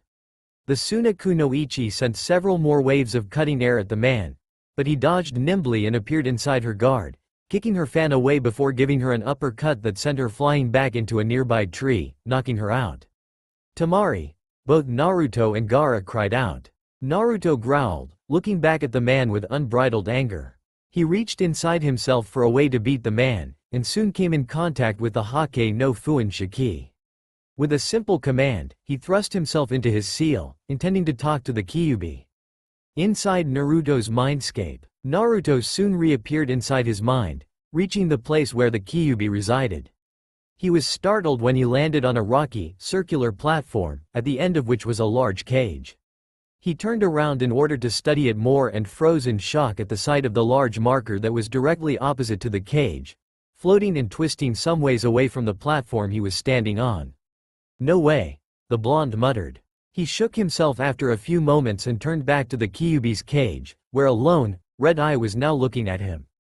"Kyuubi, what do you want, boy?" Naruto walked forward and stopped mere feet from the cage, retracting his helmet so that the chakra entity would see him better. "I'm in need of your help, Kyuubi," Naruto said, slightly surprising the kitsune at his almost reverent tone. "I'm sure you know about the masked man that's attacking my friends and I can't allow him to hurt them any longer, but I know I don't have the strength to take him on alone, which I'm sure is exactly why he was sent after me and Gaara. This is why I'm here. I want to ask for a bit of your chakra, just enough so I can keep up with him, even for a short time." The Kyuubi looked back at Naruto, his visible eye unreadable. Finally, he said, "And what makes you think I'll just give it to you?" "Nothing, really," Naruto admitted. "I just wanted to ask. I know that we're in a symbiotic relationship, and I'd rather it not be tainted any more than it already is by just forcing you to give it to me. But think about this. The masked man was ordered to get me and Gaara, so it's safe to assume that he wants you and the Ichibi. I can't allow that, as it would spell problems for Konoha and the world in general. In turn, who knows what they're planning to use you for? Please, Kyuubi." The blonde ninja and orange chakra kitsune looked at each other for some time, neither willing to give way. Finally, Naruto closed his eyes and sighed, turning around and saying, "So be it." He was about to exit his mindscape when he sensed a large amount of chakra approach him carefully and surround him, compacting around his body and giving him a red chakra cloak with two large ears and a lone, swinging tail behind him. He turned back to the cage in wonder only to see the Kyuubi with his back to him, his tails lying around him. "Kyuubi, thank you," Naruto said with a nod. Without another word, the boy closed his eyes and dissipated from the mindscape, leaving the Kyuubi alone once more. In the outside world, the masked man began advancing carefully toward the two Jinchuriki, ignoring Hanabi, who was currently patching up Kiba. Naruto was simply standing there with his head down, while Gaara was standing next to the blonde, panting slightly due to chakra exhaustion. The masked man held his tanto up and thrust it down at Naruto's head hilt first, intending to knock the boy out. To his surprise, Naruto's left arm shot up at blinding speed and grabbed the man's wrist, stopping his strike dead in its tracks. Steam was rising from the boy's body, and a second later, a red chakra cloak appeared around him, covering him completely. It began to burn the man's arm, so he wisely retracted it with a forceful jerk. Or, more appropriately, tried to, but was unsuccessful, as Naruto's grip was like steel. With an animalistic roar, Naruto drew his right fist back and thrust it at the man's stomach. The man dodged by throwing his torso to the right, Naruto's left, dodging the strike. He did not expect Naruto to begin spinning to his left, using his grip on the man's wrist and the dodge maneuver to easily jerk him off his feet and spin him counterclockwise at a dizzying speed before releasing his wrist and sending him flying into several trees. The man got up almost immediately, having used chakra to soften his crash, but had to immediately dodge the claw swipe Naruto thrust at him, which bisected the tree behind him and two more behind that one. The man jumped back into the clearing, Naruto following him and landing in a feral stance a few feet away, his chakra tail swinging idly. "Naruto Uzumaki, stand down." I have orders to bring you and the Ichibi Jinchuriki to my master for the good of Konoha, the man stated. Naruto's eyes narrowed as he said, if you survive, tell your master that kidnapping Jinchuriki is not how you protect a village. Without further ado, Naruto thrust his chakra tail into the ground, making the man jump as it blasted up from the ground on a collision course for his chest. The blonde jumped at the airborne man, swinging a clawed hand in an upward swing. The man moved his torso back, dodging the attack, but was not prepared for the red chakra shaped like a claw that followed about a second behind.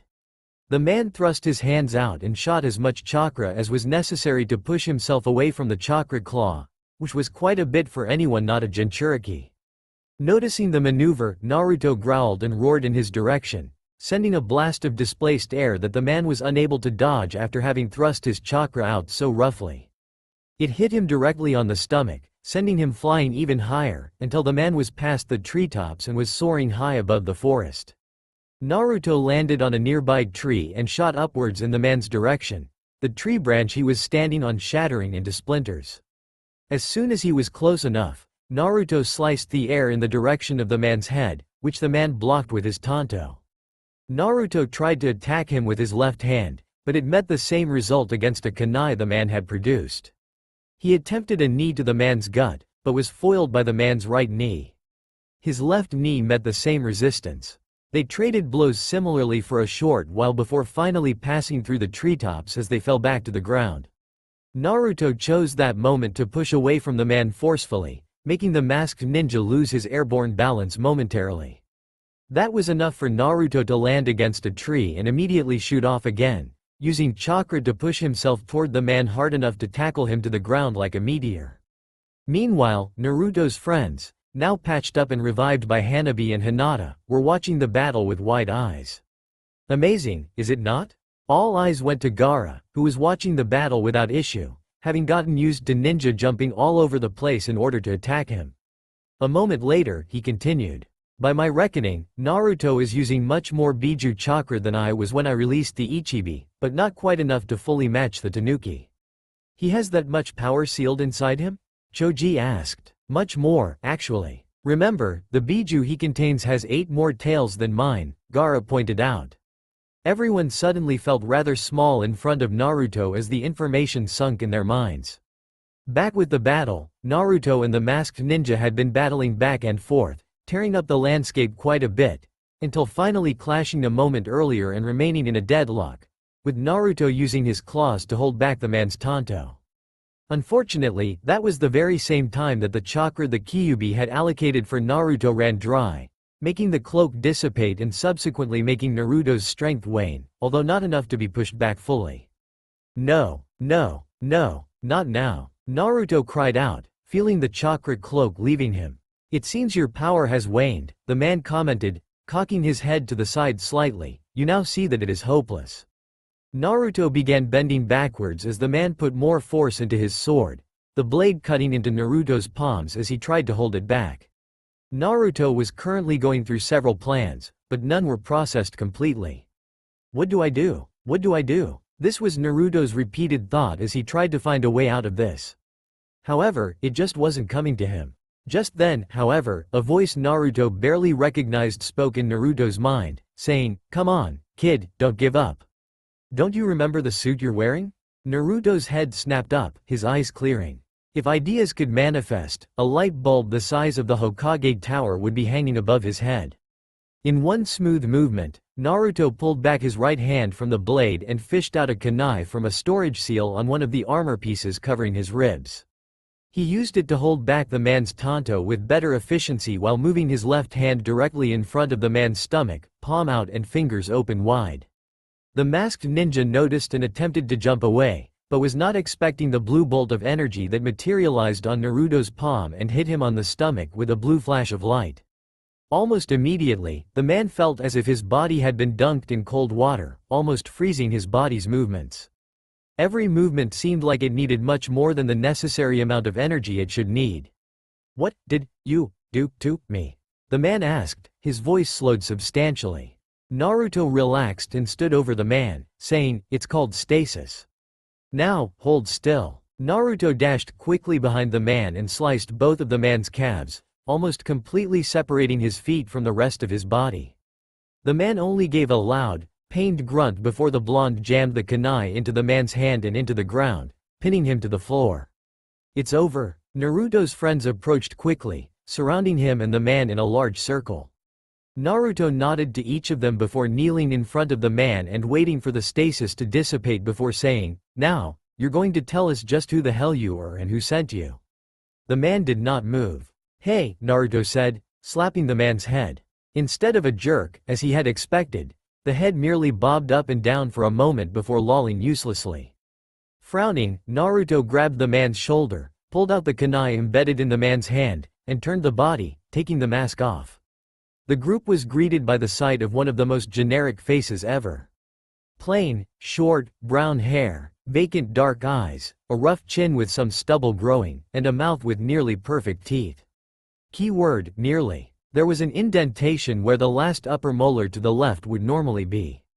Frowning, Naruto looked into the mouth of the man and was surprised and annoyed to find small pieces of what looked like red and black plastic scattered around it, already dissolving with the residual saliva in the mouth of the man. "Son of a bitch!" Naruto yelled out, tossing the man's head to the side and standing suddenly while startling the genin around him. "He took a fucking suicide pill." More curses followed Naruto's declaration. The blonde, in a fit of anger, kicked the body as hard as he could into a tree. This turned out to be a good thing, for as soon as the body impacted against the tree a few yards away, it suddenly exploded forcefully, sending Ino, Sakura, Choji, and Kiba down onto their butts from the shock while they all looked on with flabbergasted expressions. "Good kick, Naruto," Hanabi said. Naruto simply nodded in response. "Naruto, Sakura, Sasuke. Hey, that's Kakashi-sensei," Sakura noted. "Oh, good," Naruto muttered sarcastically. Lo and behold, Kakashi Hitaki suddenly flew out of the bushes and landed square in front of them, a kunai drawn as his eyes focused on the two awake Suna ninja. "What's happening here?" he asked authoritatively. "Kakashi-sensei, calm your tits," Naruto said offhandedly, making the man faceplant. "Nothing's happened. We fought these two, then the Ichibi, then some strong-ass ninja, then you came here." "You guys fought a Biju?" the silver-haired man asked in shock. "Yeah, we did, as a team," Naruto said, throwing his hands out to point out the rest of the rookie nine. It was tough, but he wasn't at full power since some of his chakra was still inside Gaara's seal. Kakashi's stance relaxed as he said, "Phew, well, that's good." "Any injuries?" "All taken care of," Hinata said, with Shikamaru, Kiba, and Sasuke nodding in affirmation. "Good to know." Kakashi trailed off, now noticing the armor that both Hinata and a younger Hyuga girl that looked like her were wearing. "Kakashi-sensei," Naruto said, drawing the Jonin's attention. "Just after we had finished fighting back Gaara and the Ichibi, we got attacked by a masked ninja." This brought the man's full attention to the blonde. He was wearing clothes and armor similar to that of the Anbu, but his mask was not from there. He also said that he had been given orders by his master to take me and Gaara to him, for what I don't know. "What did the mask look like, Naruto?" Kakashi asked seriously, his mind already reaching a bad conclusion. In response, Naruto pressed a button on his wrist that brought up a holographic image in midair. It showed the masked man in his Kenjutsu stance. "I figured as much. Do you know who he was?" "He committed suicide through a pill just after I'd managed to stop him with Kyuubi's chakra, and his body was rigged with explosives that destroyed it completely," Naruto asked and explained. "You took down an Anbu-level shinobi?" Kakashi asked in wonder. "Well, yeah, with some help from the Kyuubi, like I said," Naruto reiterated. Kakashi was now suddenly aware that Naruto had mentioned the Kitsune twice and none of his classmates or the foreign genin had batted an eyelid. "I told them about him after the battle with the Ichibi," Naruto said aloud, almost as if he had read his mind. "And, how did they react?" Kakashi asked with some trepidation. "Well, Shikamaru was quite accepting, saying that I had just cleared up a large puzzle in his mind. The others?" Here, Naruto stopped and turned to the rookies, saying, "You know, I never did get our reactions about my tenant." "I don't care," Hinata was the first to break the silence. "You're still the same Naruto-kun I know, and if the Kyuubi was fine with you taking some chakra in order to beat the man that wanted to take you away, then he's fine with me, the attack on the village notwithstanding." I'm with Oni-chan on that one, Hanabi piped up. You're not a demon in any sense of the word, Naruto-kun. You were simply dealt a bad card in the game of life, but you've survived and you've become a great and strong guy, so you're fine with me. You already know my input, Shikamaru drawled. I'm with Shikamaru on this one, Choji said seriously. You're still my ramen-eating buddy, Jinchuriki or not. Besides, the fact that you haven't destroyed the village in this entire time proves that the Yondaime's seal is still working fine. Despite the fact that you and I didn't talk much during the academy and even less during our time as genin. Something I'd like to change, you're still the lovable knucklehead of Konoha, Naruto, and that isn't gonna change at all anytime soon, Ino said with a smile. Like Ino said, you're still a complete knucklehead, Naruto, my man, Kiba said with a smirk. You just also have a really strong chakra battery in your body, which kinda explains how you kept getting up during our match in the prelims. Akamaru backed Kiba up with a happy bark. To possibly feel animosity toward you because of an entity residing inside your body, one which you did not choose to bear, would be both hypocritical and illogical, Shino said, in his ever-stoic tone. You are a worthy comrade, Naruto, and the Kyuubi will not taint my view of you. I have to admit, Sasuke began. I was a little surprised to know about it. But despite that, you're still Naruto and still Adobe. So you're alright by me. The only one left was Sakura, who was looking down at the ground with a look of both thoughtfulness and shame. Well, forehead? Ino asked. Sakura sighed. I don't hate you or resent you, Naruto. I just need to come to grips with the information. My parents were never supporters of you. Hell, my mom openly hated you, something I'm ashamed to say I got from her during my time in the academy. But as we went on missions and trained together, I came to realize that you were just a sweet and lonely boy looking for someone to recognize you for you, and not the burden you carry. Despite the fact that I hurt you so much during the academy and as genin, I came to realize that you're one of the things I mostly looked forward to in the mornings. And for that, I want to say I'm sorry, Naruto. I'm so sorry for treating you so badly in the academy.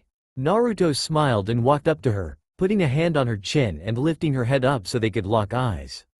Without a word, he wrapped his arms around her in a soft hug, one which she happily reciprocated. With a tentative voice, she asked, You're not mad at me? Not at all, Naruto laughed, pulling back and looking her in the eyes. We're all naive when young, and you're no exception. But what we can do now is just move forward, not dwelling in the past but working for a better future. Sakura smiled a watery smile and nodded vigorously. Naruto smiled in return and looked at Kakashi, who was wearing a smile large enough to be seen through his mask. Is that good enough for you, Kakashi-sensei? Kakashi nodded vigorously. Now that I remember, Naruto suddenly piped up, snapping his fingers. I need to see Gigi, pronto. I have to show him something Hinata-chan, Hanabi-chan, and I found during our training trip, plus I also need to talk to him about the masked ninja. Kakashi winced as two things were brought to the forefront of his mind. Naruto immediately caught it and asked, what's wrong? Kakashi was slightly torn, but finally sighed and said, two things. First, I wanted to apologize for just throwing you to the wind for the month of the exams. I talked with Hokage-sama about it and he gave me quite a stern lecture. It was then that I realized that I've been a terrible teacher not just to you, but to Sakura as well. It's fine on my end, Kakashi-sensei, Naruto responded. I thought about it as well and I came to realize that Gaara was definitely a worse opponent than Neji.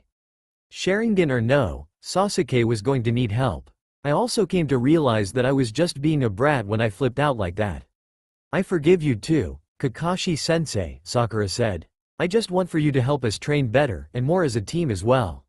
This fight with Gaara and the Ichibi proves that I'm just not strong enough to keep up with Naruto and Sasuke anymore. In fact, I can hardly keep up with any of the other rookies. Just help me train better, will you? Kakashi nodded solemnly, then remembered the second point in his mind and looked down slightly. My second point is, much worse. What is it? Sasuke asked. When the invasion started, Hokage-sama was forced to fight Orochimaru, who had orchestrated the whole thing and had killed the fourth Kage. Temari and Gaara stiffened, and used his face as a disguise to sneak into Konoha unnoticed. Where are you going with this? Naruto asked, a cold pit forming at the bottom of his stomach. Hokage-sama fell in battle against Orochimaru. Silence permeated the air. Hey, Yo, you're joking, right? Naruto chuckled dryly, his mind immediately trying to push away the information it was given. No, Naruto. I'm not. Sandame Hokage-sama is dead, Kakashi said, his head hung. I'm sorry, Naruto. The reactions around the clearing were mostly similar. The rookies, having known the elderly man well, were all shocked and sad. They knew the man to be an incredibly nice person, one who gladly put everyone in the village before himself. However, they also knew that only one person knew him better than most, and that was Naruto himself. Naruto was not dealing with this well, that much was visible immediately. His eyes were gray and almost lifeless, despite the fact that he was shaking his head rather actively. He was sweating slightly, and his mouth was open and moving, yet no sound was coming out, as if he were trying to say something. Naruto's world was crashing around him. He just couldn't accept it. The third Hokage, the grandfatherly man who gave him an apartment after he was kicked out of the orphanage, who gave him an allowance so he wouldn't starve and would have what he needed, who would periodically check on him to make sure he would be alright, who would always be available when he wanted to talk, one of his only friends. Gone? No. Naruto finally found his voice. No, no, no, no, no, no. No, that can't be true. He can't be dead. He's such a strong man, he can't just have died. As he spoke, he had been backing up slowly, cutting a path through the genin behind him who turned to regard him with sympathetic eyes. Soon, his back hit a tree, making him stop in his tracks. But he kept backing up regardless, pushing himself up against the tree while he continued to mutter denials. Finally, he couldn't stay up, as his legs had lost all energy. He slid down the tree, his butt soon hitting the roots, where he sat and put his head in his hands, shaking it and continuing his mutterings. Naruto-kun, Hinata asked sadly, tears falling down her face at not just the news of the Hokage's death but at the breakdown her love interest was going through. She approached him slowly and knelt in front of him, putting her hand on his shoulder, making his head snap up abruptly, his eyes wild and searching. Hinata-chan, please, tell me it isn't true. I won't be mad, I promise. It's a joke, right? I mean, you have the Byakugan, you can look for him, right? Naruto asked desperately. Hinata didn't answer, choosing to simply lock eyes with the boy. Naruto couldn't hold the stare, couldn't bear the truth in those sympathetic white eyes. Oh, Naruto-kun, Hinata moaned in a low voice, wrapping her arms around his neck and allowing him to cry against her. Naruto took the offer gladly, wrapping his arms around her waist and burying his face on her chest while at the same time letting loose the floodgates of his eyes, releasing all of the pent-up sadness inside him. His wounded cries startled his comrades, who could only look on in shock at the breakdown the happiest of their ranks was going through. Hanabi, Sakura, and Ino began to cry again at the sight, while the guys looked either down or away, not wanting to bear the sight but unable to drown out the sorrowful cries of the blonde Jinchuriki. Kakashi also turned away, not being able to bear the sight of a crying and heartbroken boy who looked so much like his sensei. Gaara and Temari only looked at Naruto with sympathetic looks, knowing now just how big a part the Sandame Hokage played in Naruto's life. The news of their father's death hadn't been a big shocker, as they both hated the man for what he had done to Gaara and their mother Korora. Sometime later, Naruto stopped crying but didn't release Hinata, afraid that if he did, she would disappear as well. Hinata gladly kept him in her embrace, wanting to give him all the comfort he could take. It wasn't until Naruto spoke up that she realized that he had pulled her onto his lap by tightening his grip on her waist. How did he die? Naruto asked in a hollow voice, looking up at his Jonin sensei. Naruto, I don't think that would be good foe, Kakashi started, only to be interrupted by Naruto. How did he die? The blonde asked, a bit more forcefully this time. The silver-haired Jonin realized that Naruto wouldn't take anything but the truth, so he hung his head and explained in a detached voice, by the report, Hokage-sama used the Shikifujin, the same seal the Yondaime Hokage used to seal the Kyuubi inside you, to try and seal away Orochimaru's soul in the Shinigami's stomach, along with the Shodem and Nidame Hokages, who Orochimaru reincarnated with a Kinjutsu. But he was not strong enough to seal them all, so he was only able to take away the souls of Orochimaru's arms, rendering him incapable of using any jutsu. Where's Orochimaru? Naruto asked. I'm afraid to say he escaped with the help of 4 of his subordinates. Naruto growled in anger and took his right hand off of Hinata's waist in order to punch the tree behind him in frustration. Damn you, Orochimaru, I will make you pay for doing this. I won't let Gigi's sacrifice go to waste. Naruto stood up, bringing Hinata up with him. Everyone watched as his helmet reassembled around his head and he asked, Kakashi-sensei, what happened to my cage Bunshin? They were still helping out around the village. Last I knew, Kakashi explained. What with their armor and weapons, they were really nigh indestructible. I think by now they'd be done rounding up the rest of the invaders. Kakashi was right, for at that moment, Naruto received the mental feedback of 50 reinforced cage Bunshin dispelling all at once, making all of their memories up to that point be shoved into Naruto's head. The blonde yelled out at the sudden pain in his head before he passed out and flopped face first to the floor, unable to remain awake due to the mental fatigue. Naruto-kun, Hinata and Hanabi cried, immediately running to him. The others were a split second slower, but eventually they all crowded around the unconscious blonde. What in the world happened to him? Kiba asked. I thought this would happen, Kakashi sighed. You see, a little-known fact about the cage Bunshin is that whatever the Bunshin learns will be transferred to the original once the Bunshin disperses. With 50 clones working at once for so long, plus the amount of fatigue Naruto accumulated through the battles today, the mental knockback would undoubtedly put a lot of strain on his mind. Will he be okay? Sakura asked fretfully. He'll be fine, Kakashi assured her. He just needs a good night of sleep, so how about we head back to the village? When everyone agreed, Kakashi picked up Naruto in a fireman's carry and began to walk back to the village, not wanting Naruto to be tossed around by tree jumping. The genin all followed, Gaara taking the time to pick up Kankuro with his sand. Hinata and Hanabi stayed close to Kakashi the entire time, watching as Naruto's health bar fluctuated between light blue and pure green. Inside Naruto's mindscape, "Oh, Kami, what happened?" were the first words out of Naruto's mind as he once again woke up in his mindscape. He rubbed his uncovered face and was about to force himself up when a gloved hand entered his vision. Surprised, he took it and allowed the person to pull him to his feet, whereupon he was dealt a surprise. In front of him was a man, somewhat taller than he was. The man was wearing a rig suit similar to the one he had on, an advanced suit, although his was colored blue with orange sections. "Who are you?" Naruto asked guardedly, wondering how this man got into his mindscape. "Ah, yeah, I guess introductions are in order," the man said in a familiar voice.